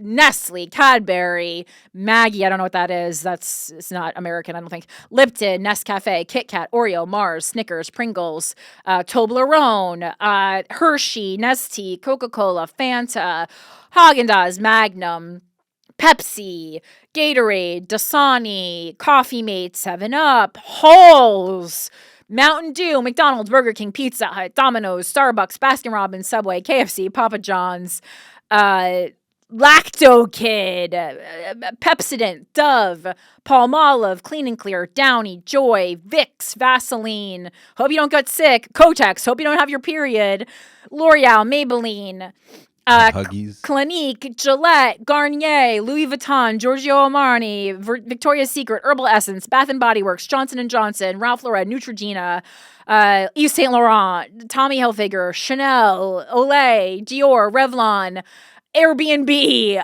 Amazon, Puma, Nike, Skechers, Nokia, Waze, Adidas, Shell, Purina, Friskies. I guess your animals aren't eating Whiskeys. Whiskas, sorry. A&W, Taco Bell is on there. Fuck my life. Bank of Montreal, Lloyd's Bank, Dunkin' Donuts. What? Dunkin' Donuts never appears on these lists. They never appear on these lists. I'm actually quite surprised. I have to look into that one more. This is from boycottisrael.com, by the way. Stella McCartney, Victoria's Secret, again, they had put it on twice. Pantene, Oral-B, Sephora, Prada, Wix. What the hell? Why is Dunkin' Donuts, it says, why boycott this product? Amid the ongoing Israel-Palestine conflict, questions about the company's stance have emerged, leaving consumers pondering whether Dunkin' Donuts supports either side. Okay, so you see how wildly they're going. Dunkin' Donuts is literally on this list because they haven't said anything about either side. So you really check into why they're getting on these lists. That one felt a little bit unfair. That one felt unfair. So why is MAC on the list? It says MAC Cosmetics is owned by Estee Lauder, whose ownership, especially Ronald Lauder, obviously, has extremist Zionist views and financially and politically supports Israeli occupation of Palestinian land. That's specific. That is specific. I need to speak to whoever owns this website, because for you to put Dunkin' on here, first of all, you have Dunkin' Donuts on here. Get with the times. They're not called Dunkin' Donuts anymore. It's Dunkin'. Stop. Update the site. And number two, we have to boycott them because they haven't said something about either side. They fucking make donuts. Stop. This is what I'm talking about. This is I don't need to know. How about they're just not supporting the genocide, and then we can still consume their coffee. Okay? Because now we're getting too much. This is what I'm talking about, too much. Mac, I understand. This makes sense, okay? This makes sense. This is directly financially and politically supporting Israeli occupation of Palestinian land. This makes sense. Dunkin', you're fucking reaching, and do not go for my boys. I think it was something to do with an Israel-themed donut that one franchise in the U.S. served. I'm looking it up now. That's wild. That's wild that made the list. Correct yourself. This is why we can't get involved in these things. Oh, my God. All right, moving on to a pipe bomb to lighten the mood. This is from NPR. Pipe bomb suspect told FBI he targeted U.S. political parties. Memo said this was one of the bigger stories of the week. The man accused of placing 2 pipe bombs in Washington on the eve of January 6, 2021, riot at the U.S. Capitol, told investigators after his arrest that he believed someone needed to, quote, speak up for people who believed the 2020 election was stolen, and that he wanted to target the country's political parties because they were in charge, prosecutors said on Sunday.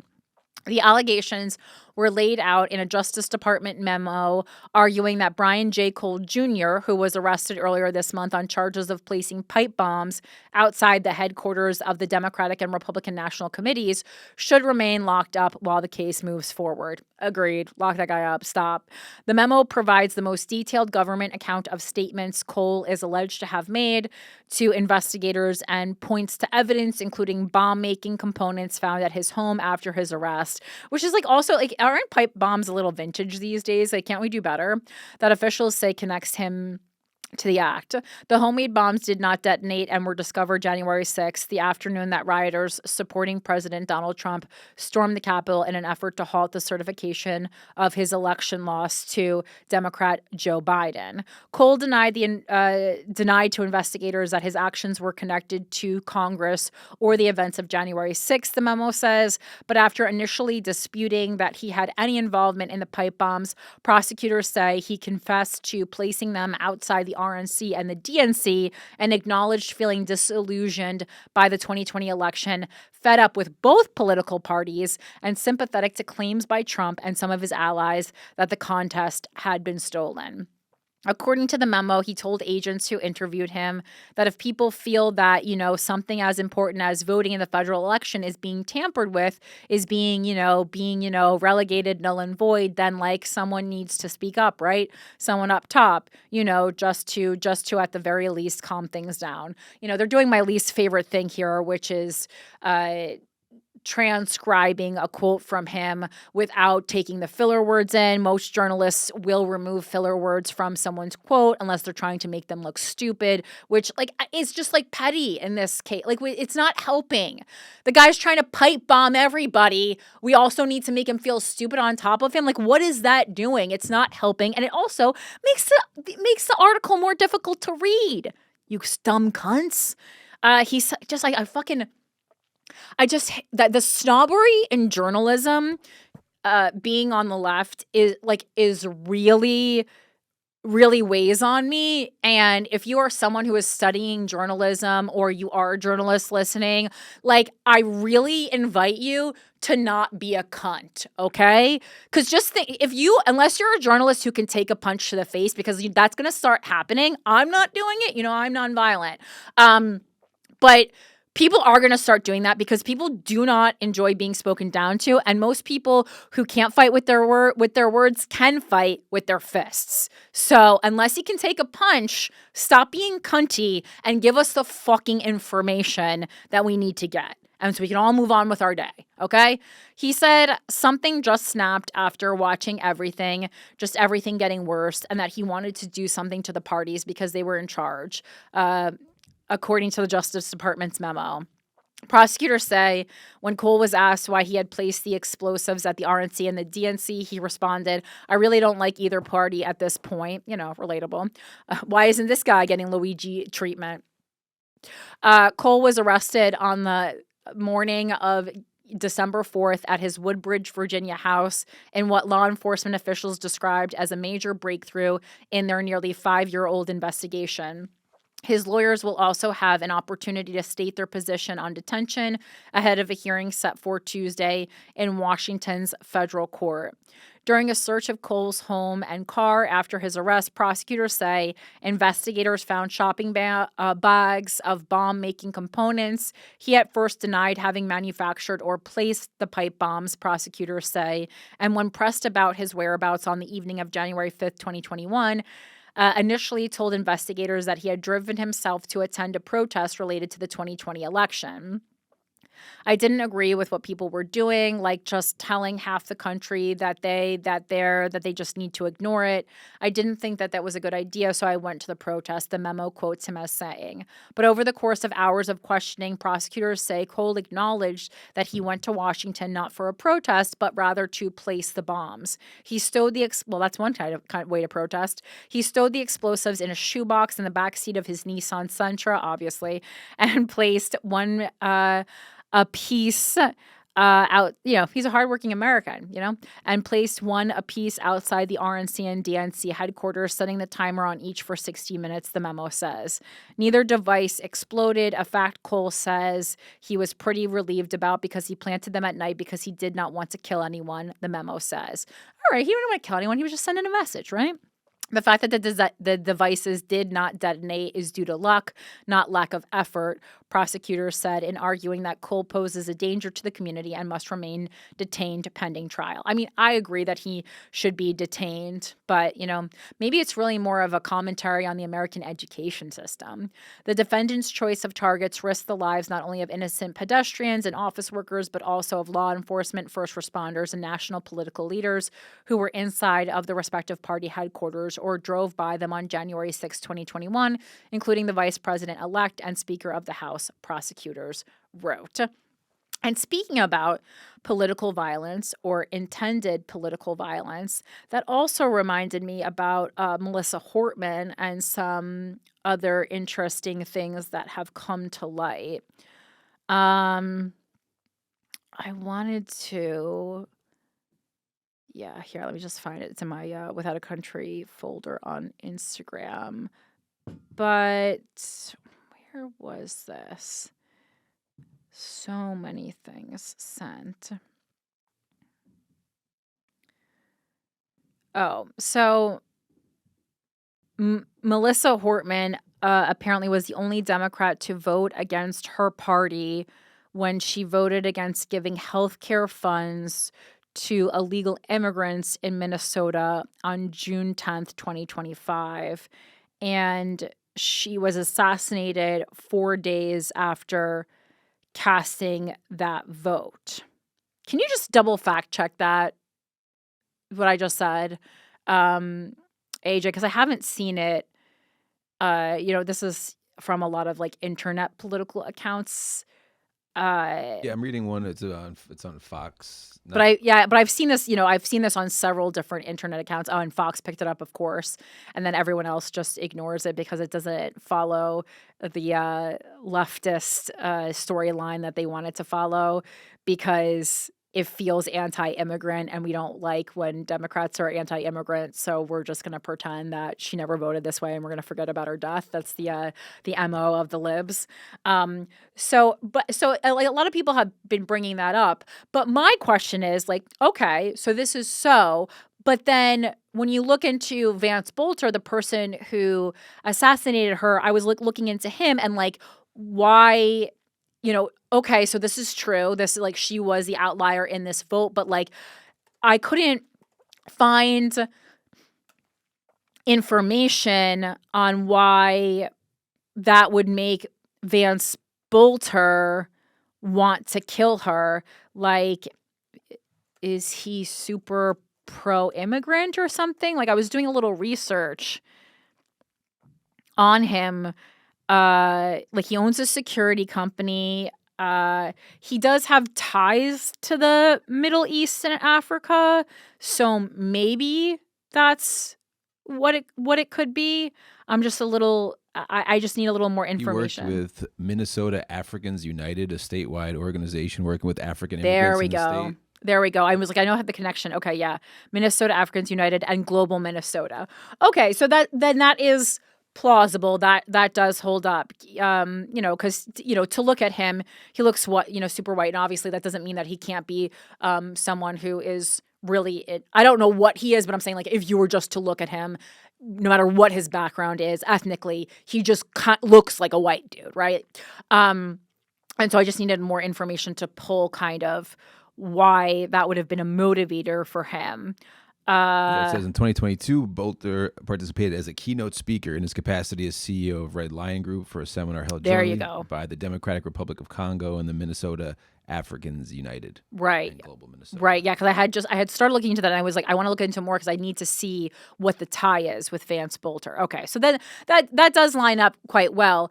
But then again, very interesting what any journalists on the left are doing, because then why not cover this story more in depth, because are we afraid that then too many people on the left will be well, we don't care that Melissa Hortman was, slaughtered, or are now people on the left going to celebrate Vance, Bolter as if he is also some type of a Luigi Mangione type of hero, getting rid of people who don't align with our views. I just really don't like this new pattern of when the story doesn't align with the political ideology that we want to spread on either the right or the left. We just don't cover the story, okay?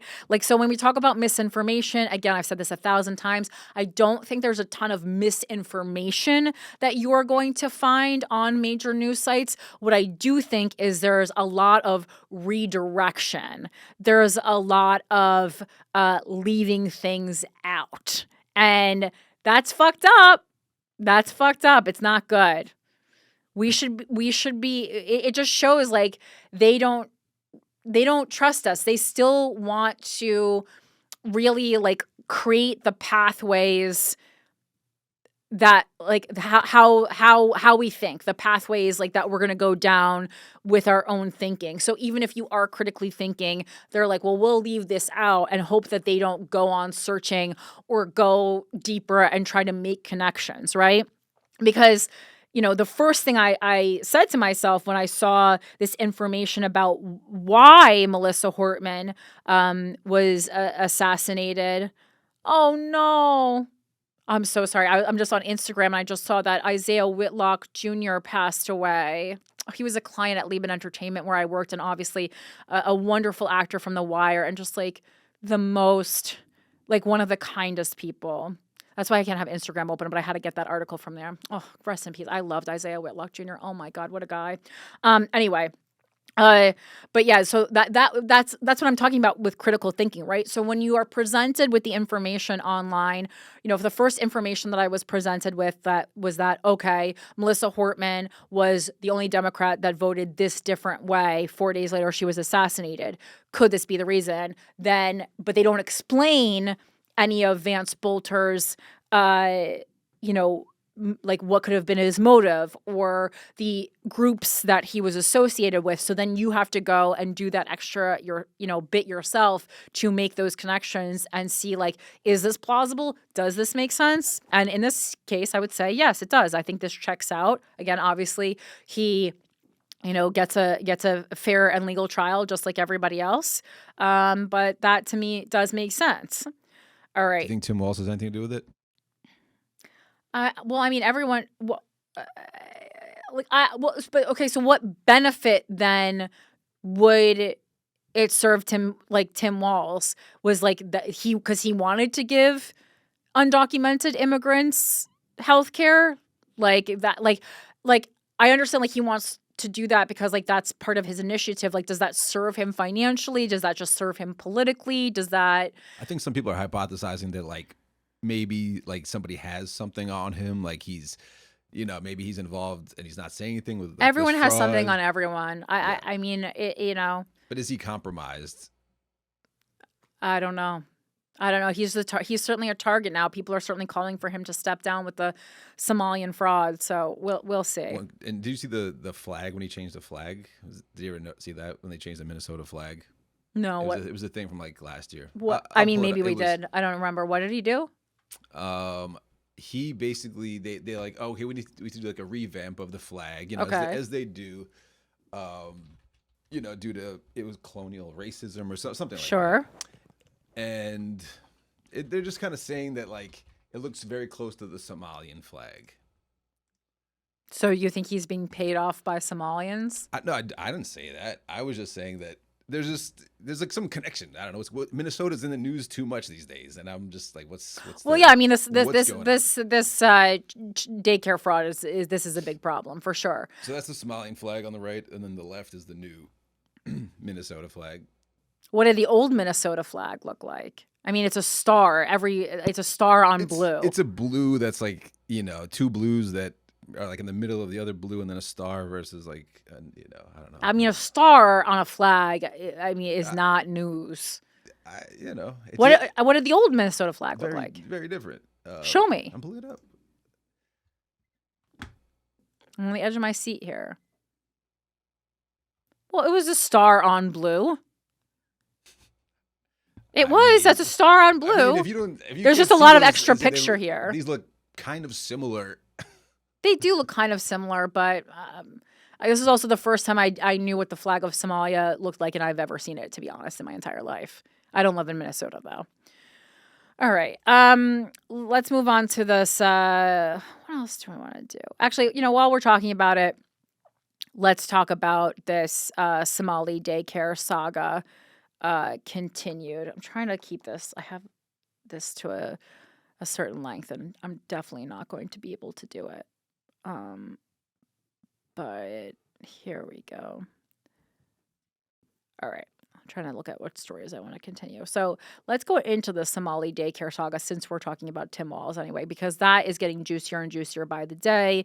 There was a viral YouTuber video by Nick Shirley that has caused a lot more investigations. Again, not a good sign when 23-year-old YouTubers are doing better investigative journalism than major outlets, but why am I surprised? This is from fortune.com by Nick Lichtenberg. YouTuber's viral Somali daycare video spurs sweeping federal fraud probe in Minnesota, as well as defends oversight of $18 billion with a B dollars. All right, sorry, I gotta bypass this one sec. Sometimes it lets you read things for like a minute until you get really into the article, and then it goes, JK, you gotta pay if you want more. We got you hooked. All right. This article is from today, December 30th. So a viral video alleging fraud at several Minnesota daycare centers has triggered intensified federal and state scrutiny of how public money is spent. At the same time, officials stress that the claims remain unproven and under active investigation. And apparently, I watched another video on this today. Apparently, there have been looks into how public funding is spent in Minnesota that date back to 2014 with like misspending, misallocated funds, lost funds, that kind of thing. The clash between online allegations and official audits has put Governor Tim Walz's administration and the state's oversight systems under a national spotlight. It comes against the backdrop of a federal prosecutor's allegation earlier in December that half or more of approximately $18 billion in federal funds allocated to Minnesota since 2018 may have been stolen. Authorities stress that the daycare sites in Shirley's footage are now part of an expanded investigative map. Still, they have not publicly alleged a specific dollar figure of confirmed fraud tied to those particular centers. Conservative YouTuber Nick Shirley posted a roughly 40-minute video late last week documenting visits to nearly a dozen daycare centers in Minnesota that appear largely empty or inactive, despite, as Shirley claims, receiving public funds. The video, shared on YouTube and X, has amassed nearly 2 million direct views in 3 days, as well as tens of millions of impressions across platforms, and has rapidly circulated under hashtags referencing daycare fraud and Somali centers. And I think the problem in this is like if you are so worried about like never targeting a group of people for an investigation when you actually sniff foul play in this quest to be not racist, it actually makes people more racist because people don't like when others get away with things that they can't, especially when they feel like, these people are quote unquote, trespassing in their country, which is not how I feel, but I'm just trying to say I think a lot of people do feel that way. And not that we want to bend ourselves, to the thoughts of racists, but I do think it exacerbates racism in this country.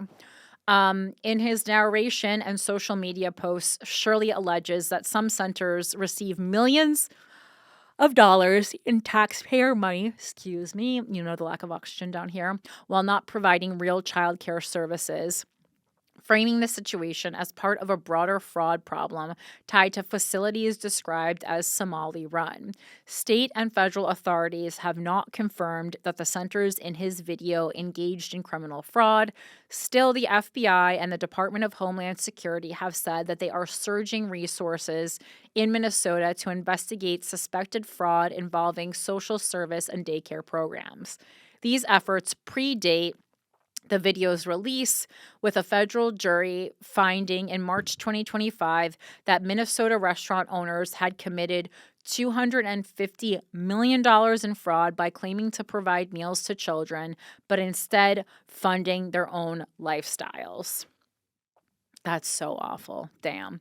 Homeland Security Secretary Kristi Noem described current operations in Minnesota as a massive investigation on child care and other rampant fraud, with several media outlets quoting her as saying that agents were going door to door at suspected fraud sites featured in the viral footage, although that social media post appears to have since been deleted. Attorney General Pam Bondi wrote on X that the Justice Department has since charged 98 individuals, 85 of Somali descent, and more than 60 have been found guilty in court in related Minnesota fraud cases, adding that we have more prosecutions coming. Buckle up, lawmakers. Walz administration and state officials. The office of Governor Tim Walz, who was Kamala Harris's running mate as vice president in 2024. And this is going to be very bad for her, especially because we kind of just talked about a couple of weeks ago how it looks like she's going to try to make another run for the White House. The fact that people are going to bring this up as her showing a lack of discernment for sure. Has pushed back against broad claims that his administration ignored or enabled widespread fraud, emphasizing steps taken in recent years to tighten oversight. A spokesperson told Fox News that Walz has spent years working to crack down on fraud by strengthening state program oversight, initiating investigations into specific facilities, and supporting prosecutions and outside audits. Minnesota Department of Children, Youth, and Families Commissioner Tiki Brown said officials do take the concerns that the video raises about fraud very seriously, while also questioning some of the methods used in the video. Brown, that's the thing when, they also have to now look into like everything that he did in this 40-minute video. They can't just take it at face value. Brown confirmed that the facilities in question have been under investigation, but said none of the daycare centers featured in the YouTube video have had their payment paused by the state due to concerns of fraud. Prior probes have not uncovered evidence of fraud at those specific centers, she said. One location highlighted by Shirley is the Quality Learning Center. He points out that, it's supposed to be a learning center, but on the banner, learning is spelled wrong. The N is missing. I saw that part with my own eyes. Where video shows a misspelled sign and little apparent activity despite records indicating capacity for 99 children and about $4 million in state payments. State officials told local outlets that the Quality Learning Center and at least one other featured site had already recently closed, even as records showed active licenses, and said that they are conducting follow-up checks in light of the video. The facilities and some community advocates have denied wrongdoing, arguing that short, unannounced visits do not accurately capture enrollment patterns, operating hours, or off-site programming.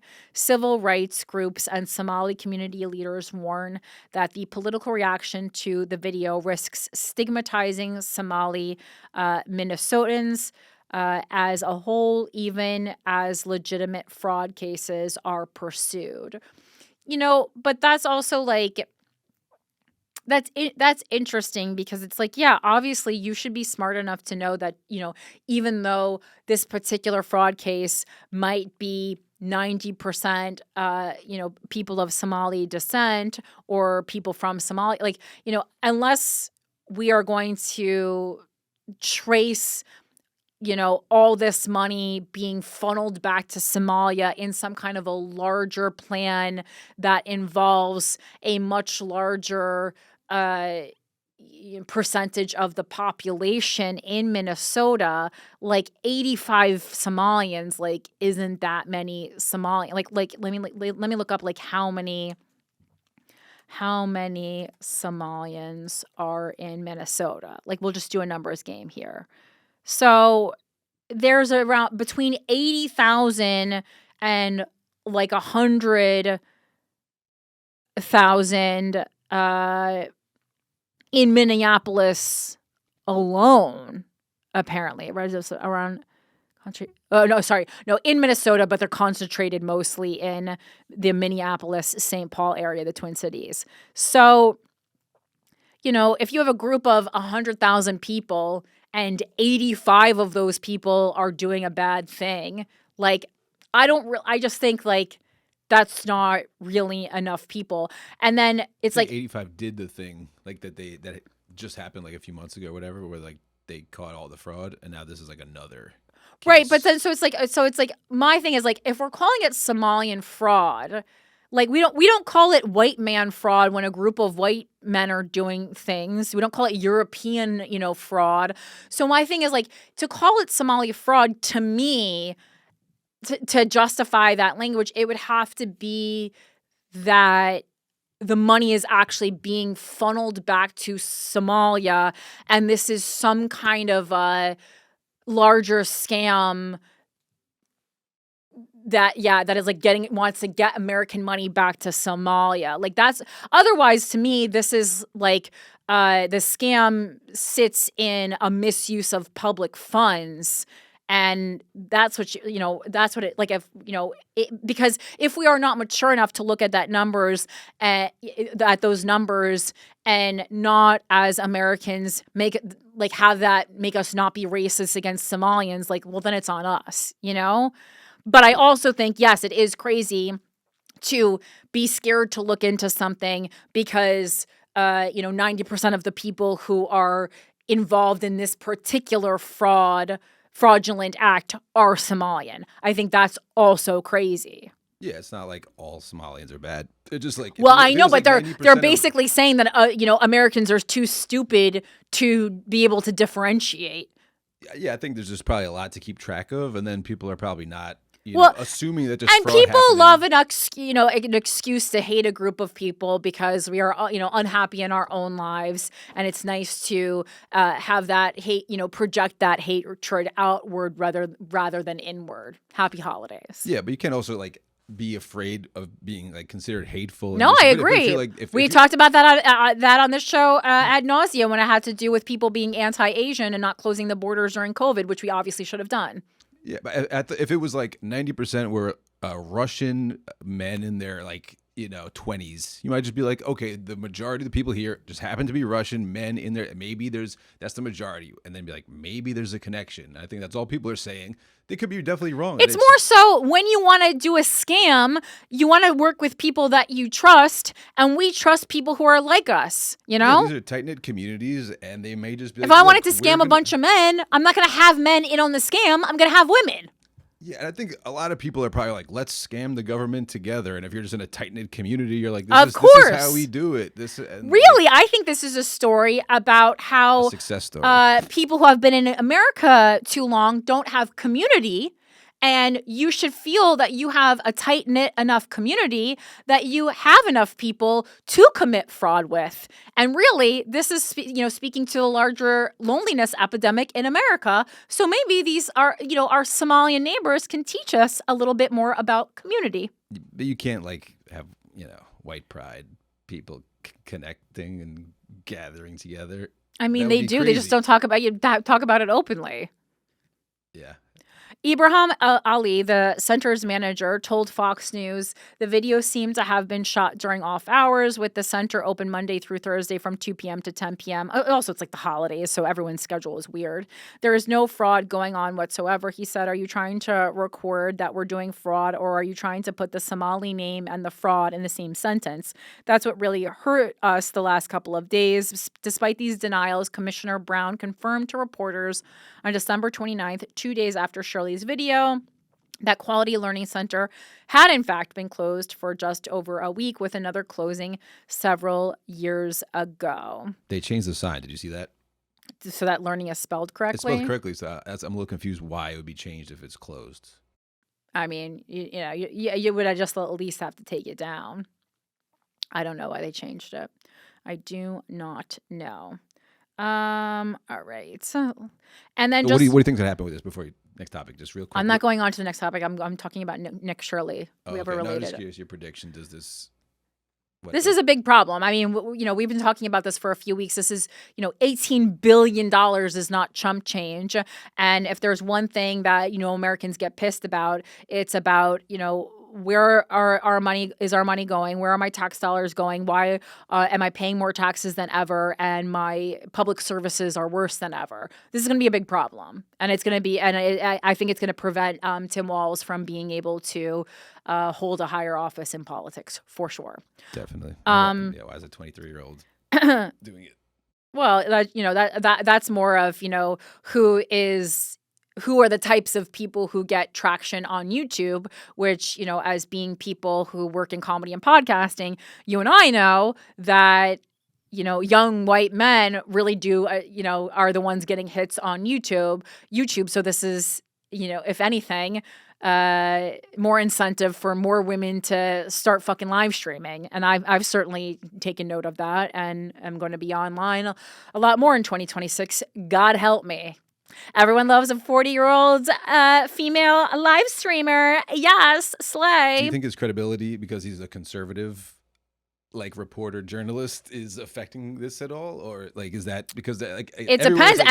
Any journalist, whether, I almost think that to say that you are a conservative or a journalist or a liberal journalist is that's like an oxymoron, right? Yeah. Because a journalist should be presenting the facts without bias. So however you vote in your private life should not be affecting how you're reporting the facts.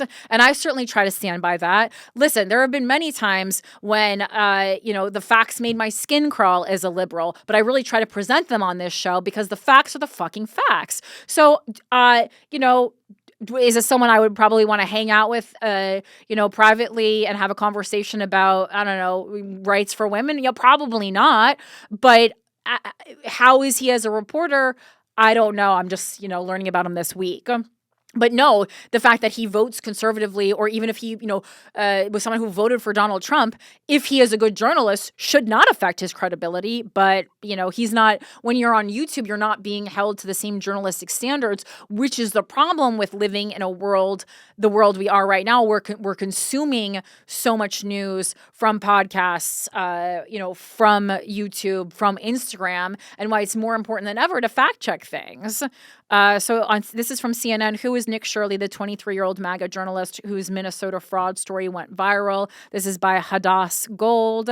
1 week ago, 23-year-old Nick Shirley, and this is updated 5 hours ago, just so you guys know. 1 week ago, 23-year-old Nick Shirley was relatively unknown in the public sphere, but in recent days, he has gained hundreds of thousands of followers and millions of views, amplified by Elon Musk, Vice President J.D. Vance, and FBI Director Kash Patel. The MAGA leaders promoted Shirley's video of himself and a Minnesota activist investigating federally funded facilities in the state that allegedly posed as daycare without any children present. It's part of what many on the right say is widespread government assistance fraud perpetuated by the Somali community there. Shirley's experience could only happen in today's media and political environment, where seemingly anyone can go viral, helped along by social media gatekeepers like Elon Musk.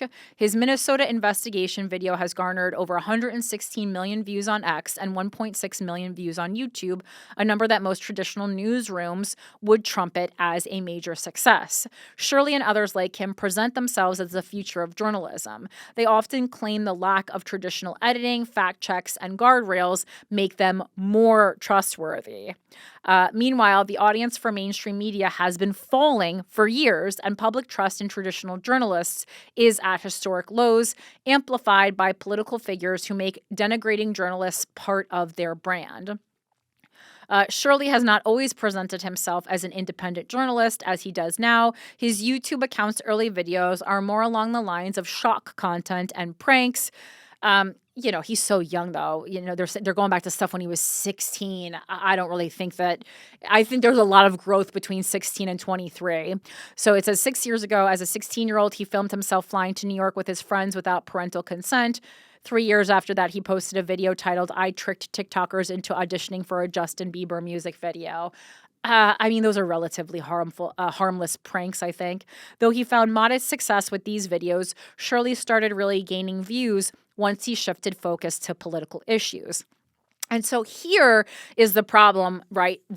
The problem is not that, someone who, when they were 16 was making prank videos is all of a sudden interested in politics. That to me is a natural movement as you age. I'm far more interested in politics now than I was 10, 15 years ago, right? So that's just growing up, and I think that's normal, and that's fine. I think, where we have to really look at bias is not just in people, in how they voted, and make sure that's not affecting their journalism, but also this additional variable that past generations didn't have to deal with, which is the bias of wanting to become famous, right? So I think it's pretty clear this is a guy who's on YouTube. He wants views. He wants to become famous, which is fine. Me too, right? But what you can't do is then only upload or only produce the type of videos when you are dealing with politics that are going to get you views, because a lot of times it's the most intense, it's this Candace Owens type, in quotes, journalism that is going to get clicks. And are we complicit in this as viewers? Yes, we want the most. We want the most extra. We want the angriest. We want the craziest story. We want the guy who's yelling the most. And I think in our heart of hearts, we know that's usually not the person who is yelling the most is not the person who is going to give us the news closest to the truth, but it's the person who's going to entertain us. And so I think that's something that we really have to watch with these new independent journalists. Please keep in mind that the thirst and the fire within oneself to want to become famous is a bias. It might not be a political bias, but it's a bias. In December 2021, Shirley announced he was quitting YouTube to serve on a mission for the Church of Jesus Christ of Latter-day Saints in Santiago, Chile. 2 years later, he resurfaced with his current video format content that focuses exclusively on political issues. So I think he, maybe tried to, live a life offline, realized, this is probably isn't exciting, but I do want to do something that feels like it has a little bit more depth to it. Can I have depth and fame? You know what? And that's a question I ask myself a lot, Nick Shirley. We will see, right? To be continued. I don't think there's anything wrong with pursuing fame if that is what you want. Plenty of people, pursue lots of stuff, pursue, getting rich or getting powerful, being famous, being loved, being adored, any of these things. We all have these human earthly pursuits that we are going after during this lifetime. But we just have to make sure that in our quest to pursue these things, that we don't taint the truth, that we stay true to our morals, that we become, famous ethically. And as someone who has been trying to do that for a long time, it's difficult, right? So I certainly don't, I don't, shame Nick Shirley for wanting to become famous. And, I think do you want to be famous, but also uncover truths? I think it's okay to want to do both. One is a more noble pursuit than the other, but you're allowed to have, earthly pleasures. But, be careful and make sure that you are, giving people correct information and that your bias of your want to become famous doesn't overshadow whatever it is you feel like your mission is here. And also just be careful of having a mission in general. I do think it's good that we all have a mission, but sometimes we start believing the hype of our own mission a little bit too much and start thinking of ourselves as gods. And that is dangerous for anybody because we are humans. So he's, he came back and he's exclusively focusing on political issues. His first several videos focused on illegal immigration at the border. Immediately, he gained significantly more views on YouTube than his prior videos. He surpassed 1 million views for the first time with I Investigated the NYC Migrant Crisis, posted in February 2024, a video titled I Infiltrated Rio, Brazil's Most Dangerous Gang, in his biggest to date with more than 4.3 million views. His YouTube channel currently has 1.21 million subscribers. By 2025, Shirley was well known in the MAGA universe and was invited to speak at the White House in October during a roundtable with President Donald Trump about Antifa, an anti-fascist movement with no leadership or organization. Shirley's video in Minnesota was posted during a typically quiet day for news, December 26th. Although the video has done relatively well on YouTube, X said his video has garnered more than 116 million views. The explosion in viewership came after a boost from other conservative figures, including Nick Sorter, Gunther Eagleman, and Colin Rugg. But the views really took off when Vance and ex-owner Musk reposted Shirley's video on December 27th. And I think, J.D. Vance might want to look, inside himself a little bit, because if you are the vice president and you're relying on the deepest investigative journalism on a wildly big fraud story in one of the states that you're vice president of, like, you're relying on a 23-year-old YouTuber, that doesn't make you look as good. That's not the mic drop you thought it was, J.D. Vance. Musk, in particular, has long commented about allegations of fraud in the immigrant community, including the Somali community. Since Shirley's piece took off, Musk has amplified the story several times, framing it as emblematic of broader government waste, democratic policies, immigration, and as a failure of mainstream media. The attention also has caused Shirley's follower count on X to shoot up from around 200,000 in early December to more than 800,000 on December 29th.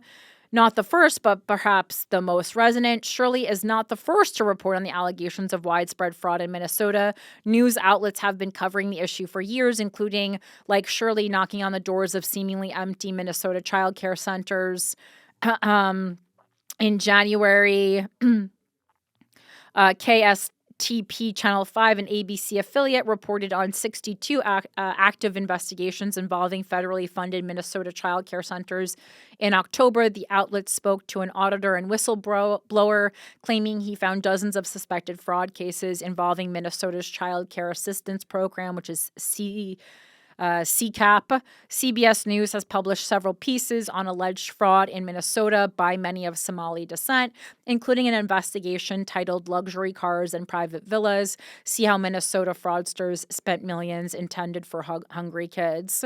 So the fact that this was reported on, but it wasn't really picking up steam, also tells me that if you are a major news outlet, you need to figure out how to produce high quality but accessible and obviously fact-checked, accurate content that can be consumed in the way that the public is telling you they want to consume news. So, in YouTube content and in Instagram content, but that is shorter or that is more accessible. And that's conversations that news outlets should be having countrywide and worldwide. And if you're not, well, get ready to get lost in the dust, left in the dust. An early investigation by the Minnesota Department of Education into alleged fraud by Feeding Our Future was stymied in part by a lawsuit filed by the organization and its founder, Amy Bach, who is not Somali, alleging the investigation was discriminatory. She later voluntarily dropped the suit a week after federal agents raided her home and the nonprofit's offices.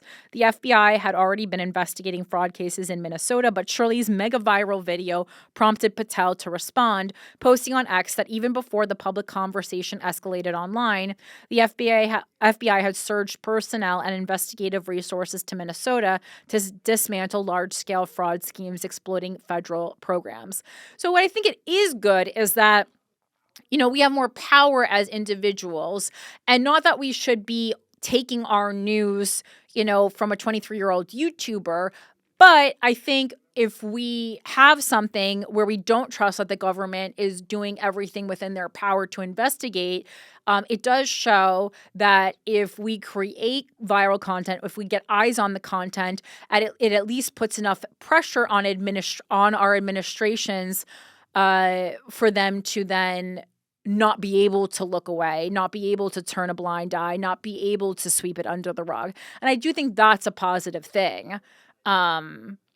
But I don't think that we should be primarily getting our news from new investigative journalists and thinking just because they are not mainstream that they do not have a bias. You know, it is very difficult to not have a bias. We all have biases. Like, we all have bias, right? And I think that, being a fair person is constantly checking in with yourself about bias, or, in places where you hold bias, at least announcing it and being transparent about that. It's very, very difficult. And some of the bias doesn't come from like a bad place. It comes from our lived experience, a lot of our bias, but it still exists. And just because a bias is not political does not mean a bias does not exist.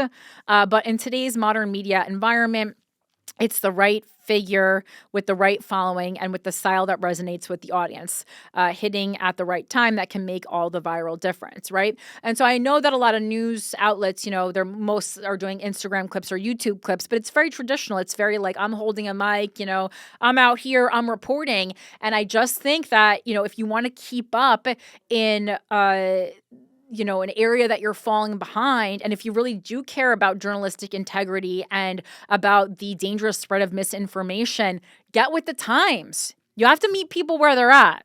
You really do. You can't just keep doing what you're always doing as society changes around you and go, well, the people who need to be watching the news are watching the news. They're not. I assure you, the people who most need to be watching the news aren't watching the news. So find out how to get those people, and you'll become rich, right? That's what you want. You want to become rich. So you'll get what you want, but you'll also be able to spread correct information. It's a win-win. Do these journalists, like, for example, at CNN, do you think they have the freedom to like investigate something, or they're kind of relying on other people in the company to like? No, I'm allow sure them? they don't have widespread, freedom. And that's why something, several years ago when Barry Weiss came out with the free press, it was exciting. And at first the articles were really good. And then she fucking did what everyone else does, which is fall into this corporate trap. And now she's at CBS, and now she's stalling 60 Minutes stories, and now she's bad like everybody else, right? And so it is this, everyone likes to think that they are so ethical, and it's easy to remain ethical when no one's offering you any fame or money, babies. Come to me when people are offering you fame and money, and remain ethical, and then we can have a conversation about how great you are. It's fucking difficult for anybody. And that brings us to, maybe the last story that we'll go over today, which really wraps up my year, and I think the year of politics nicely, and wraps up, how difficult it is to remain good when you're handed money and fame and power, and what better illuminates all of that than the story of Zohran Mamdani. And we're about to see, right? He's getting sworn in, tomorrow at midnight. It all starts in New York City, and we're going to really see what's going on. So New York Magazine did a huge story about him and his administration that they released, I think, this morning at like 5 a.m., right? His team is on the cover. First of all, there's a lot of backlash that he kept Jessica Tisch as the police commissioner. There's a lot of backlash, because he was like Mr. Defund the Police, and she's a little bit more conservative. But then additionally, and I wasn't even thinking about that, her last name's Tisch. Of course, she is part of she's an heiress to the Tisch money. This very prominent family might as well be a goddamn Rockefeller. Tisch School of the Arts at New York University, for those familiar with New York City and NYU. So, it's laughable that an heiress, I think their family's like net worth is like $10 billion or something. First of all, it's laughable that someone like that is the head of the NYPD. When we think of a police officer, this is a pretty, this is a blue collar working woman's job. So it's crazy that you want an heiress to be the commissioner of it. That's really funny, first of all. And then second of all, they did her dirty on the cover of New York Magazine. No one told this lady to put her head up. She's like, it's an interesting the way they set everyone's up in the picture. Of course, Zohran's in the middle, which I just don't think, I don't know. I don't think it's the look. I think not that you want to look, not confident. He just looks a little too pleased with himself for someone who's really done nothing yet. And I don't think that's, I don't think that's the look that you want to go into. I just feel like it should have been a little bit more like, we're all working together, or like we're, everyone on his team is like very far away from him. I feel like that's not the way. And I know he didn't curate the photo. I don't know what they're trying to say or what the photographer's trying to do there. Number one, they did Jessica Tish real dirty. No one told this woman to tilt her chin up a little bit. She didn't need to look like that. She's 44. She looks 54 on this cover. She didn't need to look like that. That was rude. Why she on the floor too? I don't know. The whole layout is weird. Like Zohran's in like a spinny office chair holding his chin like he likes to do in the center. I just don't think it's a good look. Between that and then the cuts piece on his wife, Rama, who I know she's the first lady of New York, and I'm so glad Amanda Seales said it so I didn't have to be the first one to say it. But she went on a whole rant about how celebrity culture is ridiculous and how Rama basically did nothing to deserve that cut, because it's about being the first lady. It is not a piece on her, on her art primarily. And again, we'll see what she does. Maybe if she takes this, position as the first lady of New York City and does amazing things with it and brings art to underprivileged communities. And, we don't know. Maybe she does. But from what she said, she doesn't want to really take that much of a super active role in politics, and she wants to keep kind of, working on her art quietly. So to elevate people to celebrity status when they haven't done anything, and like just the way we hear people talk about, like it's just very weird. And I really do agree with Amanda Seales.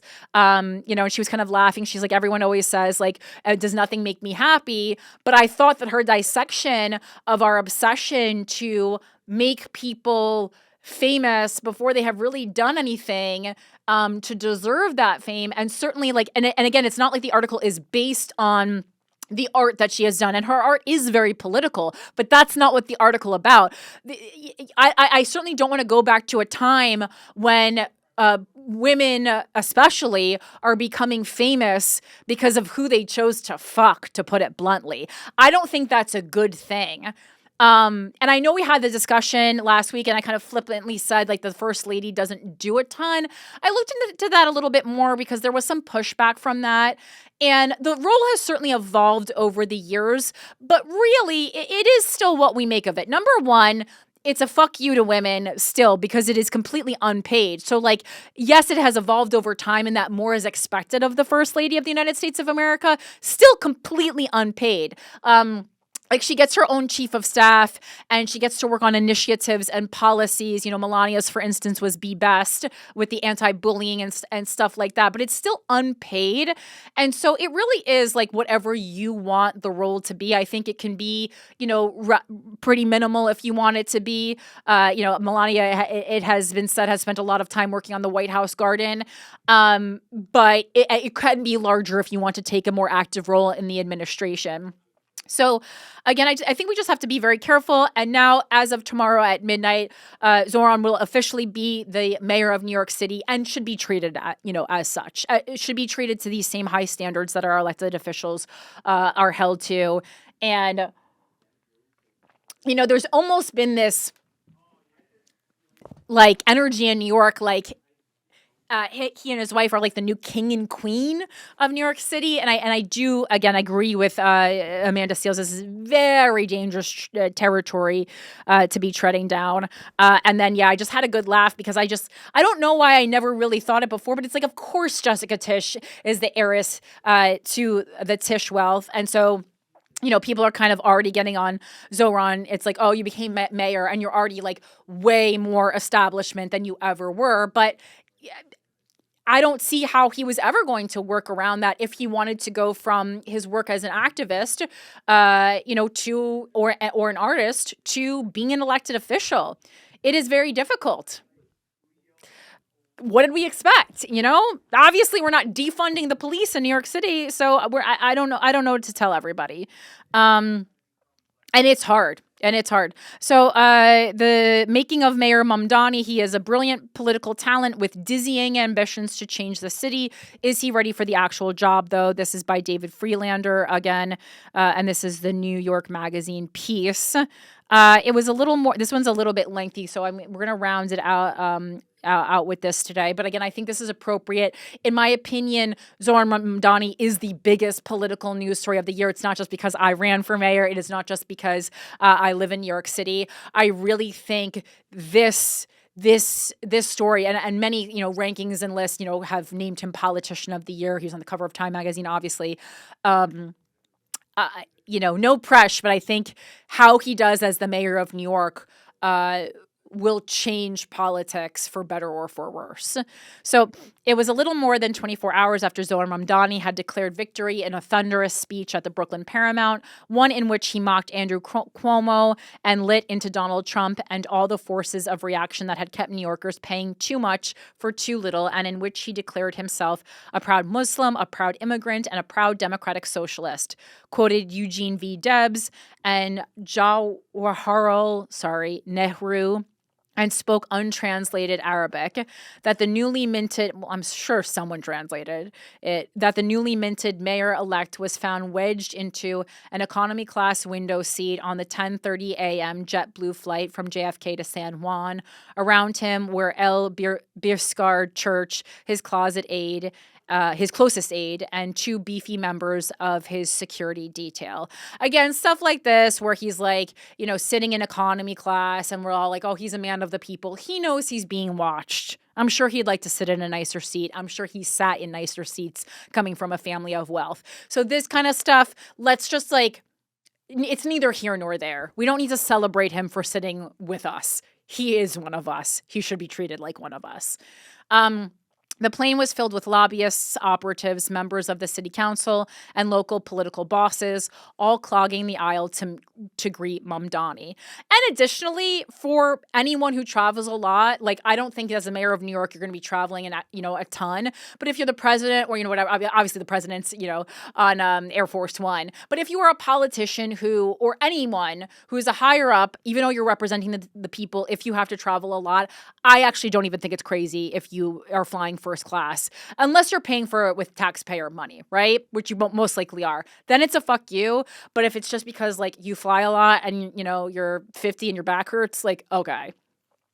The occasion was Somos, a conference that every year kicks off the morning after Election Day, bringing in the entire New York Democratic establishment for 5 days of imbibing, schmoozing, and backroom deal-making on the beaches of Puerto Rico. I know a lot about Somos. Sounds like a fucking nightmare. Ostensibly designed to deepen the long-standing connections between New York and the island territory, it is the kind of event where aspiring members of Congress can be seen buttonholing politicos at the bar of the Carib Hilton, hoping to land an endorsement. Yeah, it's just absolute networking nightmare. Where high-ranking government officials are spotted stumbling drunk at the end of an evening at the Fairmont El San Juan, where two lawmakers can be glimpsed grinding on the dance floor. If you're in politics and you're taking seriously and you're getting drunk at Somos, you're out of your mind. You're out of your mind. If you're taking your career seriously, do not get drunk at work.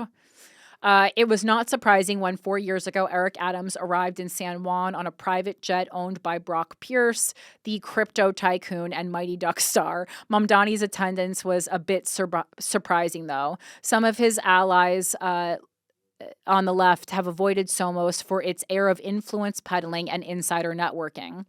AOC, for example, has never gone. I agree with her. Truly, I put up with a lot running for mayor. The thing that made me want to be mayor the least was having to go to Somos, was the dread of thinking if I won, it would be expected of me to attend Somos. So I'm so glad that AOC has never gone, because it seems absolutely disgusting.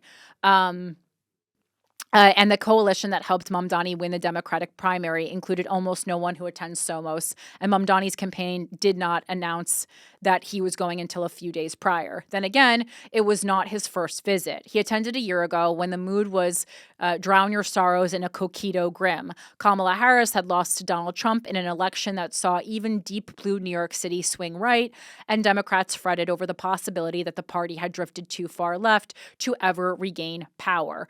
Mamdani, trying to launch a long-shot mayoral run from the left fringe, was willfully ignored, unable to get into receptions, and forced to plead with advocacy organizations for a meeting. He mostly hung around the stairs in the lobby, grabbing anyone who would talk. I was blending into the walls, Mamdani told me at this year's Somos. My definition of success was getting on a panel. We were sitting on a fire escape overlooking a dumpster-filled alley and a freeway beyond. It was the only place Mamdani could go to get away from the well-wishers clamoring for selfies, a throng so intense that he had taken to running through the halls just so he was more difficult to stop. A dedicated press corps followed his every move, and loud cheers erupted in every room he entered. He even brought his political superhero act south with him. On the third day of the conference, he intervened to help secure a contract for workers at the hotel where the event was taking place. That's cool. As he soaked up the establishment's plaudits, though, he sent signals that his administration was going to be different. While in San Juan, Mamdani visited a mosque where the female reporters had to wait outside and where the imam, with the mayor-elect in the second row, heralded during Friday prayers the change that Mamdani's election meant for perceptions of the Israeli-Palestinian conflict. I mean, you know, if he's going to do so much for women, why didn't he let the female reporters in the mosque? Once you start shifting and looking the other way, away from the billionaires and trillionaires and the people that are controlling the media and the people that are controlling your day-to-day, how you live, you're an outcast, the imam said. I see what's coming down after 75 years of oppression, not standard fare at a gathering of political insiders. Mamdani's star wattage was so bright that Governor Kathy Hochul had planned to address a reception for a city's workers' union by taking the stage in front of the ocean just as the sun was setting. But because Mamdani was delayed, she moved her speech back several hours into the night time. More galling still, Hochul was heckled by chants of tax the rich, tax the rich. She had met with a similar chant when she rallied for Mamdani on the weekend before the election, but these weren't lefty activists at a Get Out the Vote rally. This was a reception of lobbyists and government staffers, her people, adopting the language of the left to harangue the incumbent governor. I hear you, Hochul said before warning the crowd to knock it off. I'm the type of person, the more you push me, the less I'm going to do what you want, which is a crazy thing for an elected official to say. Like, literally, it is your job to, when you are pushed by the constituents, unless you know something we don't know that would be detrimental to the choice that we think is best for ourselves, it is literally your job to be pushed by us. That's the fucking job you signed up for. You're not Lady Gaga and your fan base telling you to sing a different type of music or not do a concept album next because we didn't like Joanne. You know, that is this is completely different. And it also just shows how politics is, the same as entertainment, that, a year ago, Mamdani was there and no one would give him the time of day. And now, people are running after him to get selfies and chanting things that go along with him. Like, people are so full of fucking shit. It makes me sick. It makes me sick. And again, I like AOC even more than I already did that she's never been to Somos. She fucking knows what it is. That's a New Yorker right now there. That's a New York girl. Someone who could smell fucking bullshit. Now,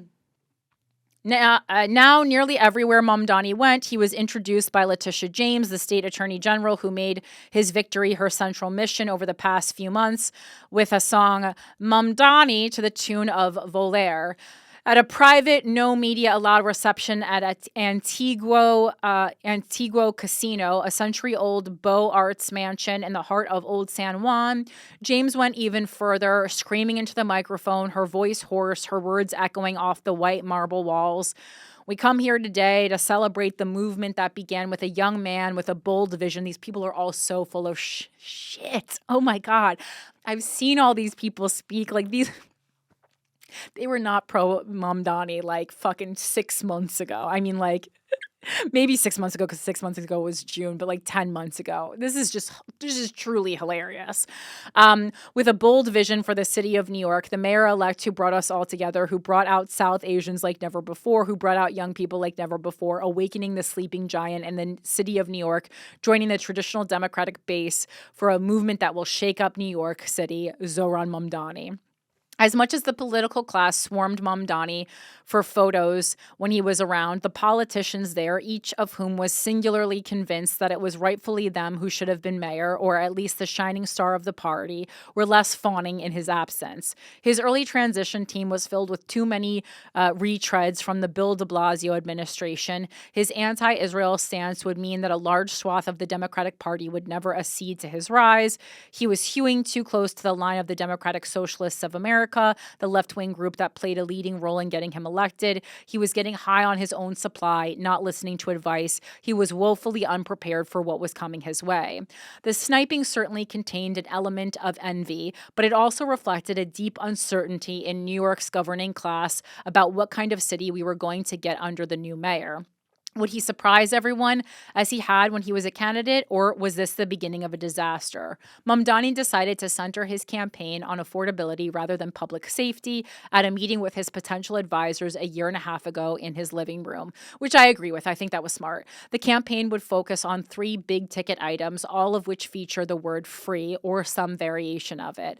It's the same, this he really took a page from running for, president of student council. Free cupcakes for everyone. Like, he really took that and elevated it. And I'm not mocking it. I think it is actually quite smart. Whether or not he can deliver on it, I don't know. We'll see.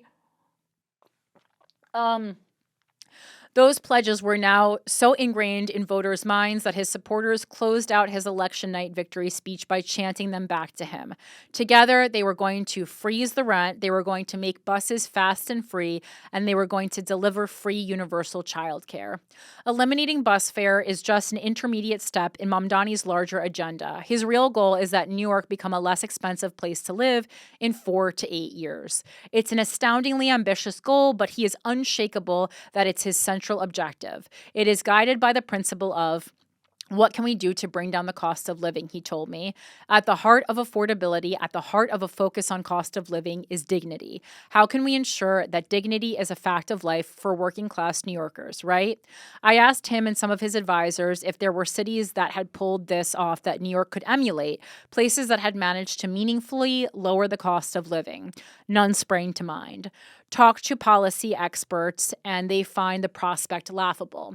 The only cities where this has happened are ones where the quality of life dropped so dramatically that no one wanted to live there anymore. Mamdani's revolution in this moment before he takes office has 2 defining qualities. The first is the well-known movement-building skill of the man. Out of nowhere, he has become the center of the political universe in New York and redefined what is possible in American politics. The second is a certain sense of unreality, which is something you find, with people who tap into greatness. And it's, that is not unique to politics. Anyone who achieves greatness in their life, whether it be in the arts, whether it be in law, whether it be in nonprofit, there has to be a certain sense of unreality. Even me running for mayor, was it crazy? Of course it was. You got to do crazy things if you want to make a change in the world. So that I don't find laughable at all. I say more power to him, right? A tension between what he promises he will do and what the normal laws of political physics would seem to allow. It's true of the big question, can he really lower the cost of living in New York City? And it's true of all the thousands of smaller ways in which he will attempt to do that and manage the city in the meantime. In our interviews, the mayor-elect conspicuously avoided acknowledging the kinds of basic trade-offs that are the DNA of the office he is about to assume. Does Mamdani want more affordable housing, or does he want affordable housing that is more expensive to build because it's built with union labor?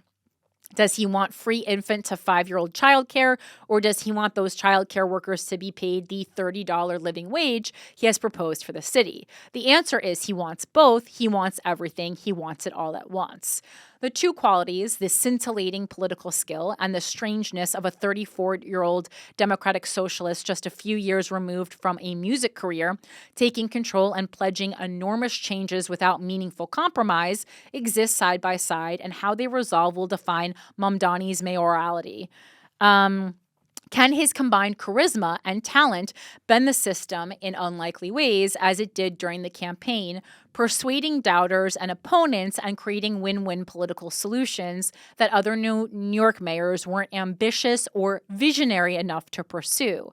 Can he harness the pragmatism and toughness he seems to possess and make good, smart policy, accept the necessary trade-offs, weather the political damage from them, and govern well anyway without being knocked off course? Or has he set a framework that is incompatible with the job, one in which, in trying to do too much while remaining bound by democratic socialist ideology, he becomes ineffective, in which the policies look chaotic and undercooked, and the inspiring, overarching vision goes unrealized in any important way? And I think, for me, if I was going to predict how Zohran's mayorship will go, and this is not what I wish for him, it's just looking at the political landscape, what I think. I think it'll look very much like Barack Obama's presidency, right? He elicited the same hope and enthusiasm in people that is very hard to do, and he should be commended for doing so. It is not just his work. It was a 10-year plan by the Democratic Socialists of America. This is their huge victory. It did not come out of nowhere, It came from somewhere. The best, in quotes, overnight successes are cooked and presented that way. But, when you look back at, everyone says, oh, I miss the Barack Obama, presidency. What do you miss about it? What policy do you miss about it? Like, what are you talking about? His presidency wasn't that, yes, it was much different from Donald Trump's presidency. But when we look at, the success or the achievements, or did he deliver on the level of hope that he won on? I think you could have a very long argument about what he sold us and won on versus what he delivered. And yet he is still remembered quite favorably. And I think if I was to predict, that's how I predict Zohran's I was gonna say occupation, but Zohran's role as mayor goes. And I think he will go for 8 years, and I think he will be remembered favorably. I don't know how much he's actually going to get done, which is very similar with what happened with Barack Obama. And then I think he'll go on to become kind of a podcaster or something. The positive outcome would look like cost of living initiatives that work and start to draw imitation around the country. It would look like stable or improving quality of life and crime metrics. It would look like a major victory for the left in its factional war with the center left, meaning that the National Democratic Party might tilt more progressive as candidates and elected politicians borrow from Mamdani's playbook. Success for Mamdani would be a big deal nationally, not just locally. And I know his main issue is affordability, not gun violence. But, if I'm looking at a city and if I'm looking at a mayor who has really delivered on what he promised, before day one, I'm sitting down with the mayor of Baltimore. That's what I'm doing as mayor. I'm talking to him. I'm looking into what he's doing. And I'm saying, how can we do all the community-based outreach that you did in Baltimore, amp that up, put that on steroids for a city like New York. That's what I'm doing. Because, it's great to have this, friendship with Bernie Sanders. Bernie Sanders is not a mayor, and I do think you have to, even though it's not as flashy to sit down with the mayor of Baltimore as it is to sit down with Bernie Sanders or AOC, you need to be working on a template that reflects the template of the reach that you have in your role. And the negative outcome, it's all the worst fears of the anti-Mamdani coalition, an uptick in crime and quality of life offenses as disgruntled police walk off the job, all of which convince the business community that investments in New York are too uncertain. turnstile jumpers given free rein, and buses that become roaming homeless shelters. Left-wing activists figuring they have an ally in City Hall, clogging up intersections with protests. It's schools regressing as Mamdani ends mayoral control of the educational system and cuts gifted and talented programs in the name of equity, causing families to flee to the suburbs.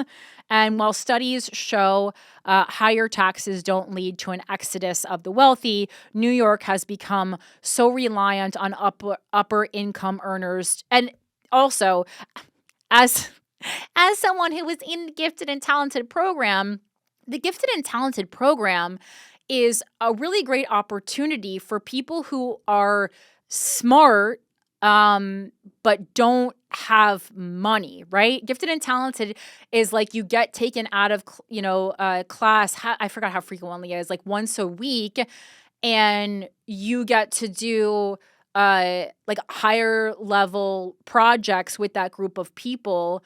But like, so you're getting kind of like one session a week of the kind of education I think that many people are experiencing in private schools. And it was great, and it was so much more creative and so much more involved in critical thinking than the normal curriculum. And, so it's like I understand equity, and I understand us all being treated similarly, but different people are on different learning levels. And this is, kind of goes back to like me and, how the person who was always the head of the group project is gonna like some things about capitalism that she doesn't like about socialism. And this is a great example. So it's like, I really looked forward to going to Gifted and Talented every week because I was fucking tired of being in math class and not learning because everyone was throwing paper airplanes and talking and cursing out the teacher when I was actually trying to learn math and get the education that my parents' tax dollars paid for. Like that, it fucking pissed me off. And I think rightly so, And I'm not saying that those other children, with, maybe behavioral issues didn't have something going on in their home. And I hope they get the help, that they need. And I'd be happy for my tax dollars to pay for that. Right. But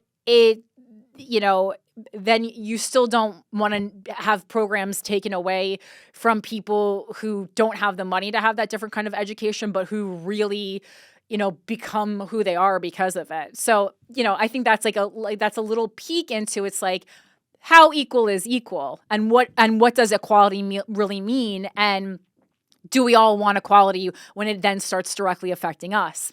Questions to ask ourselves, right? There are many instances when I'll take a little bit less to help members of the community, but I don't want to settle for less education. And maybe something different is, maybe taking some of the critical thinking and more creative aspects of what you're doing in the Gifted and Talented program, and bring that to everyone. I think that's a great idea. I think maybe if students are treated better and if they are smarter, they will rise to the occasion. I love that. I think that's a great idea. Let's see. Okay. So, and while studies show higher taxes don't lead to an exodus of the wealthy, New York has become so reliant on upper middle income earners to fund its robust government programs, and is going to be more so if Mamdani gets his way, that it would take only a relatively small number of very rich people and companies moving to Miami or Austin to create problems in the city's budget. As in the positive scenario, second-order effects would follow. On the fire escape in San Juan, I asked Mamdani if he thought about any of this, if any part of him was nervous heading into the job. He said he was not. I mean, you just can't say you're nervous because you'll be fucking eviscerated. I hope he's nervous because nervous means that you care about doing a good job. You should be nervous. You should be nervous about letting people down. I think the responsibilities that come with this position are immense, and also the responsibility that comes with hope is immense, he said. Agree. There are many for whom this was the first vote that they cast, or it was the first vote that they cast after years of associating politics with despair and a diminishing faith. There is a lot of discussion of what it would mean to not meet the expectations. I think often of what meeting them would open up for New Yorkers. Mamdani, sorry, I had it. This goes on and on. Okay, I just want to see how much longer we had left because, Mamdani hadn't been back from Puerto Rico for 2 weeks when he left town again, this time for Washington, D.C. The Mamdani meets Trump confab he had been so anticipated and so rightly pegged as crucial to Mamdani's agenda that it had been taken on a life of its own. Throughout the campaign, Mamdani alternated between taunting Trump and pledging to work together with him to lower costs. Trump looms large over everything right now, but particularly so over Mamdani and his agenda. There is the possibility of federal troops on the street, but also the threat that Trump could withhold billions in federal funding, creating the kind of budgetary crisis that would smother the new mayor's ambitions. That nightmare scenario amounted and still amounts to a sort of Trump veto power. Mamdani told me that part of the goal of his campaign was to break out of the world of New York City politics and into the world of New York City itself.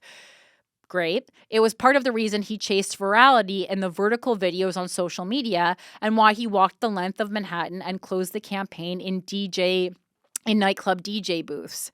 When he went to LaGuardia to catch the shuttle to D.C., he was cheered on by airport workers and airline staff. Good luck in Washington, they shouted. Bring it home. In D.C., he holed up in a hotel with 3 of his closest aides, Bisgard Church, Dora Paquette, his press secretary, and Morris Katz, the top strategist on the campaign. They spent the morning rehearsing for the meeting, running through various possibilities.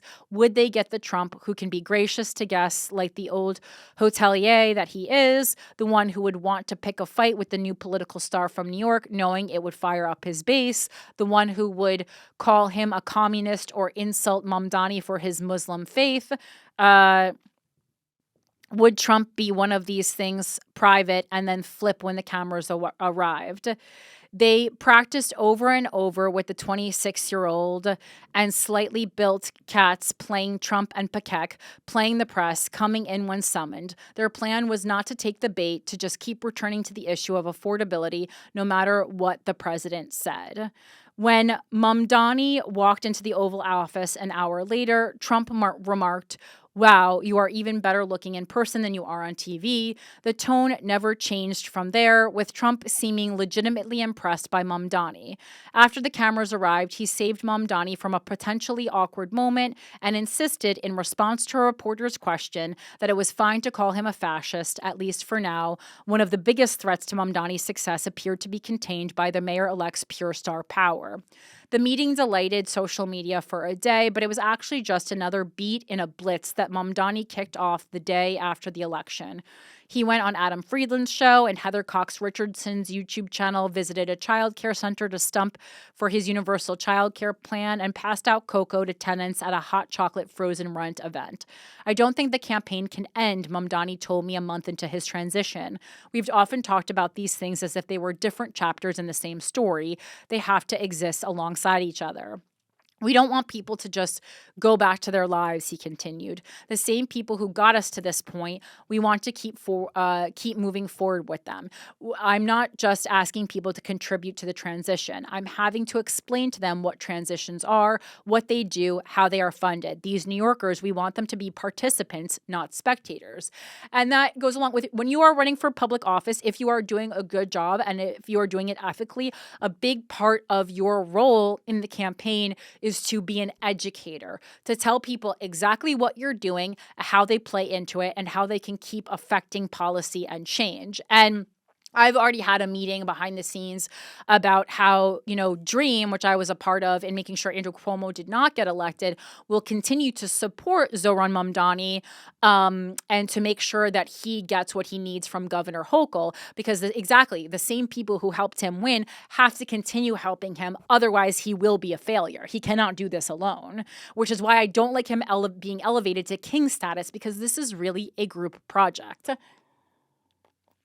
Mamdani had been speaking with Barack Obama about how he had failed to capitalize on the excitement his own campaign generated, instead funneling the organizing outfit Obama for America into the Democratic National Committee. Determined to not make the same mistake, Mamdani aims to keep some of the 100,000 volunteers who knocked on doors on his behalf engaged. It's why he did a lot of the easily mockable events during the campaign, the scavenger hunt, the soccer game, the paper shredding event that doubled as a block party. It was about bringing people into the life of the city, getting them out of their isolation and off their screens, and having fun, I think, is important if you want to keep people involved. Like there is a certain certain type of person who will keep doing grunt work. Most people have to, have a little fun dangled in front of them. There is this belief that you can combat fascism and combat income inequality if you combat loneliness first, Katz told me. It's about connecting with young people and letting them know we are committed to improving their lives and getting them to know each other and see a government that is transparent and that is on their side. There is a real belief that we can alter what politics looks like in this city. But there is also a belief among Mamdani's advisors that where Bill de Blasio went wrong was when he stopped fanning the good feelings his election in 2013 engendered. Voters liked what de Blasio was doing. In other words, they didn't just like him. So Mamdani has remained on the stump, turning the traditional scut work of a transition into another story in the unfolding drama of New York. Dean Fualahan, Mamdani's first deputy mayor and someone who probably knows how to move a mayoral agenda through Albany roadblocks better than anyone alive, is now being stopped for selfies on the street by teens who have seen him next to Mamdani on TikTok. He brought a whole movement to this transition, and part of my job is to communicate with the city and all those supporters what our agenda is. He has me out doing press stuff that I never would have done in the past, Fualahan said. Normally, there's a line drawn. The election's over. Now you move into government and everybody disappears. That's not going to happen. Mamdani's comms strategy, communications, they're using their little jargon. Mamdani's, his press strategy seems to be working. Witness the 75,000 people who applied for jobs in his administration through an online portal, or the fact that Cal Penn knocked on doors for him in the South Asian precincts of Jackson Heights for the primary. Well, it's like, celebrities should be doing that kind of shit all the time. Like, it's great that this happened, but it's like, again, why are we like patting Cal Penn on the back? That's what we should have been doing all along. Celebrities are also constituents. During the second week of December, Mamdani's transition hosted a $1,000 per person fundraiser at the Angel Oren Sands Foundation, an ultra hip synagogue turned art space on the Lower East Side. It was the kind of crowd that would have been unimaginable for any other mayor. Claire Danes was spotted chatting with Bill T. Jones outside. Lapita Nyong'o, I'm sorry, is that how you say her last name? I only read it. Waited online to get in just ahead of Mark Ruffalo. Julianne Moore walked in while Catherine Grody climbed out of a cab with Mandy Patinkin, who fumbled on his phone for the invite. Inside, the mood was festive as Mamdani signed for Chris Stein, the co-founder of Blondie. A copy of the New York Post from the day after the election headlined Red Apple and Stretch Armstrong DJ'd. But again, now we're getting to it's like, okay, yes, celebrities are constituents, and I don't even hate $1,000 a ticket fundraiser because you need to raise money, but you need to make sure. What are you doing? Lighting me? But you need to make sure that it is it is not just for accessible for the rich and famous. On stage, Mamdani enlisted that crowd in the work of bringing his message to the people, promising a return to the days when the Lower East Side was filled with affordable artist studios, this time without the squalor. If you can alter what politics looks like in the city, who is to say you can't alter what politics can achieve? The week after Mamdani returned from Washington, D.C., he assembled his various transition committees with a total of around 400 members in an auditorium at El Museo del Barrio in East Harlem for a closed-door meeting. It was a scene that would have been unlikely even a few months ago, as members of the governing class of New York City, those labor leaders, business titans, and real estate honchos who decide so much of what gets done year in and year out, regardless of who is in charge at City Hall, mixed uneasily with figures closer to Mamdani, the heads of the local chapters of the DSA, prison abolitionists, anti-car activists, and others who were making their first foray into local government. They just knew absolutely no one in the permanent government, said Kathy Wild, the departing CEO of the Partnership for New York City. They didn't know unions, they didn't know business, they didn't know Jewish leaders, they didn't know anybody outside the far left. The feeling in the room, though, was mostly excitement. This new mayor, the youngest in a century, the first in 160 years to make the leap from the back benches of the state assembly all the way to City Hall, had not only slain Andrew Cuomo, for whom few in the room had much affection, but had gone down to D.C. and wrapped the President of the United States around his finger. If there was a hiccup, it came during the question and answer session when someone asked what Dean Fulihan was doing up there. Fulihan's appointment reassured people who were skeptical of Mamdani that it wouldn't be a bunch of radicals running things. But if you wanted change, it was a little surprising to see Fulihan, who first started working in government in 1978, more than a decade before Mamdani was ever even born. And it is known as a consummate backroom deal maker up there with the state government. Up there with the young mayor-elect. Mamdani attempted to square that circle. I've been in state government now for 5 years, and there tends to be a relationship that the longer you spend in politics, the less possible you think things are in politics, he replied. All of the experience, all of the fluency can only be worthwhile if it is committed to change while building on that fluency and that experience. It can be for the protection of that experience. There was a lot they didn't know. When I spoke with Biscard Church at her campaign office a few weeks after the election, she explained how she approached putting a governing team together.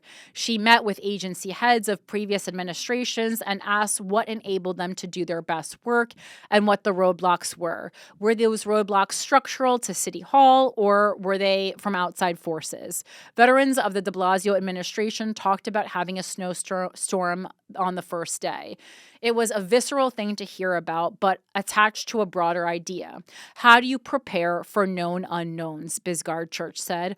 What are you doing around emergency management? It was the realism of recognizing that once you are in office, you are responsible for every single thing. We had a conversation with someone from Health and Human Services who said a child will die at ACS. Who is your leader at the top of that? How are you going to handle it? It all feels very, very, very real. What is Zohran's first act as mayor? A lot of this is just such stark language. It puts into view the question in front of us, that every decision we make will have a direct impact on people. Then come all the lower stakes questions. There were other things to consider too that they hadn't thought about. Who gets a city-owned car? Who gets a driver? It can be a political decision, she said. Gracie Mansion, there is a portfolio around Gracie Mansion. You can change up the art. You can have a new interior decorator. Okay, that's now a new vertical we have to plan for. Just the scale of everything can be overwhelming. By mid-December, and also just so you guys know, if you're in New York, you can, they do tours of Gracie Mansion, so you can tour if you come to the city. By mid-December, the city's insider political class was starting to chatter about precisely why there seemed to be so little activity coming from the Mamdani transition.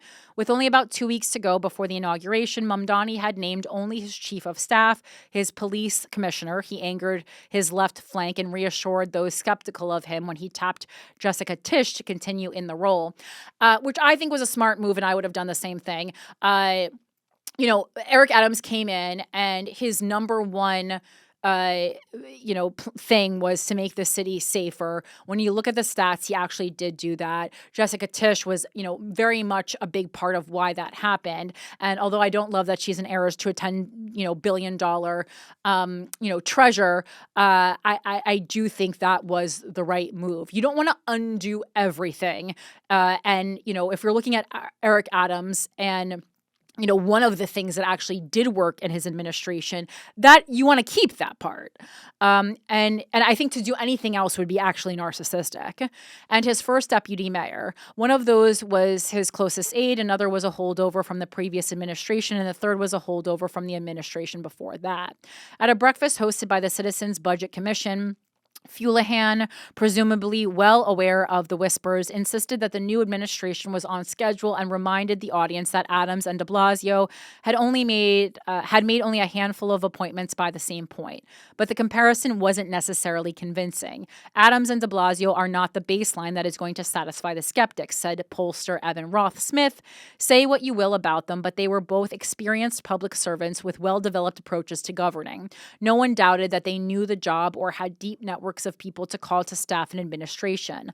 Other appointments were announced in the third week of the month, including Catherine Almonte da Costa, another former de Blasio official, as director of appointments. But the following day, da Costa tendered her resignation after vicious anti-Semitic tweets of hers from 2011 and 2012 resurfaced. We read them. I didn't think they were honestly that bad. Some of them were a little like, eh.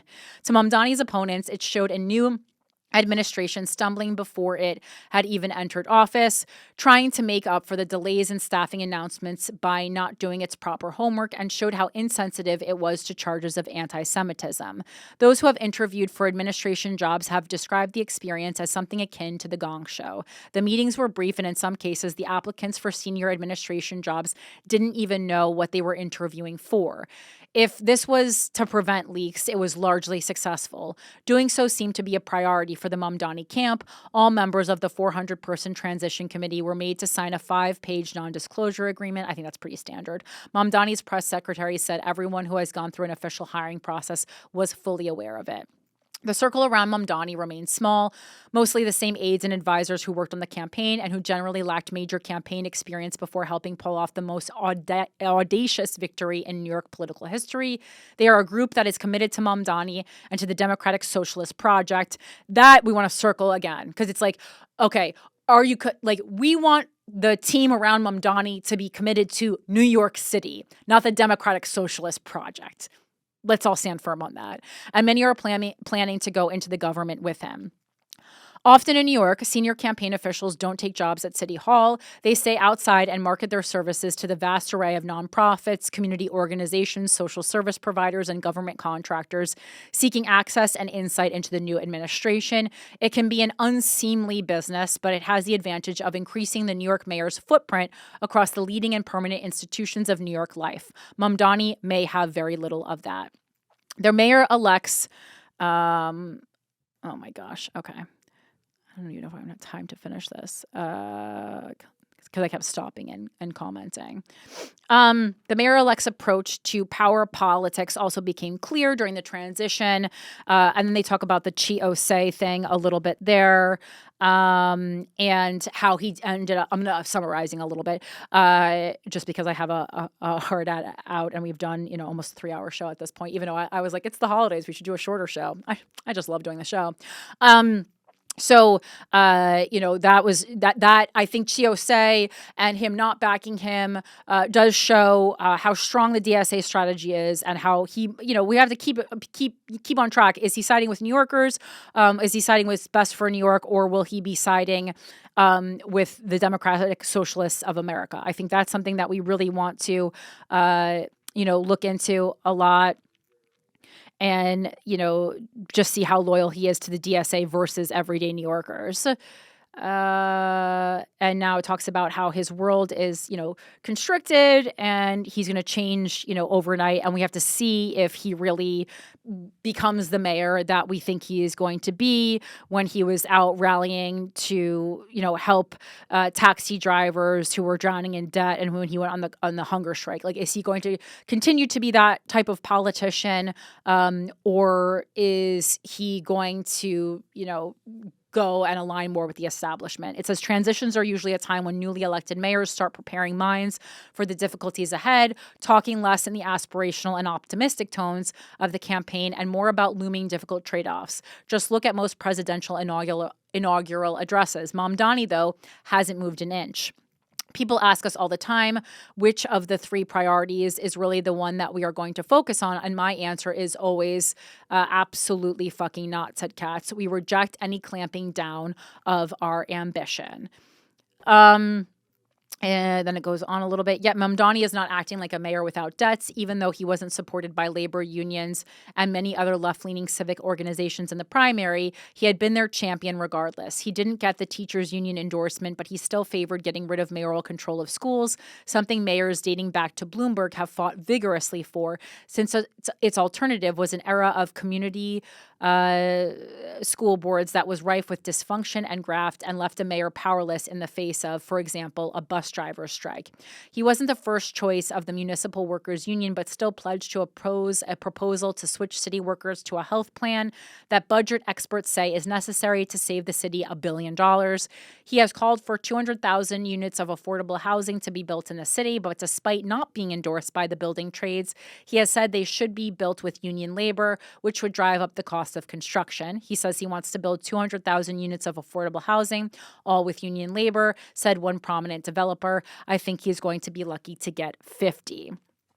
And then now that they're doubting him, they're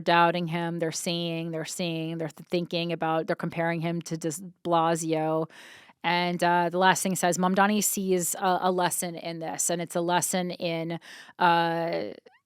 the scandal-plagued administration that was the Bill de Blasio administration. It says, Mamdani sees a lesson in this. His view is that de Blasio's key mistake was stopping there. And it was like stopping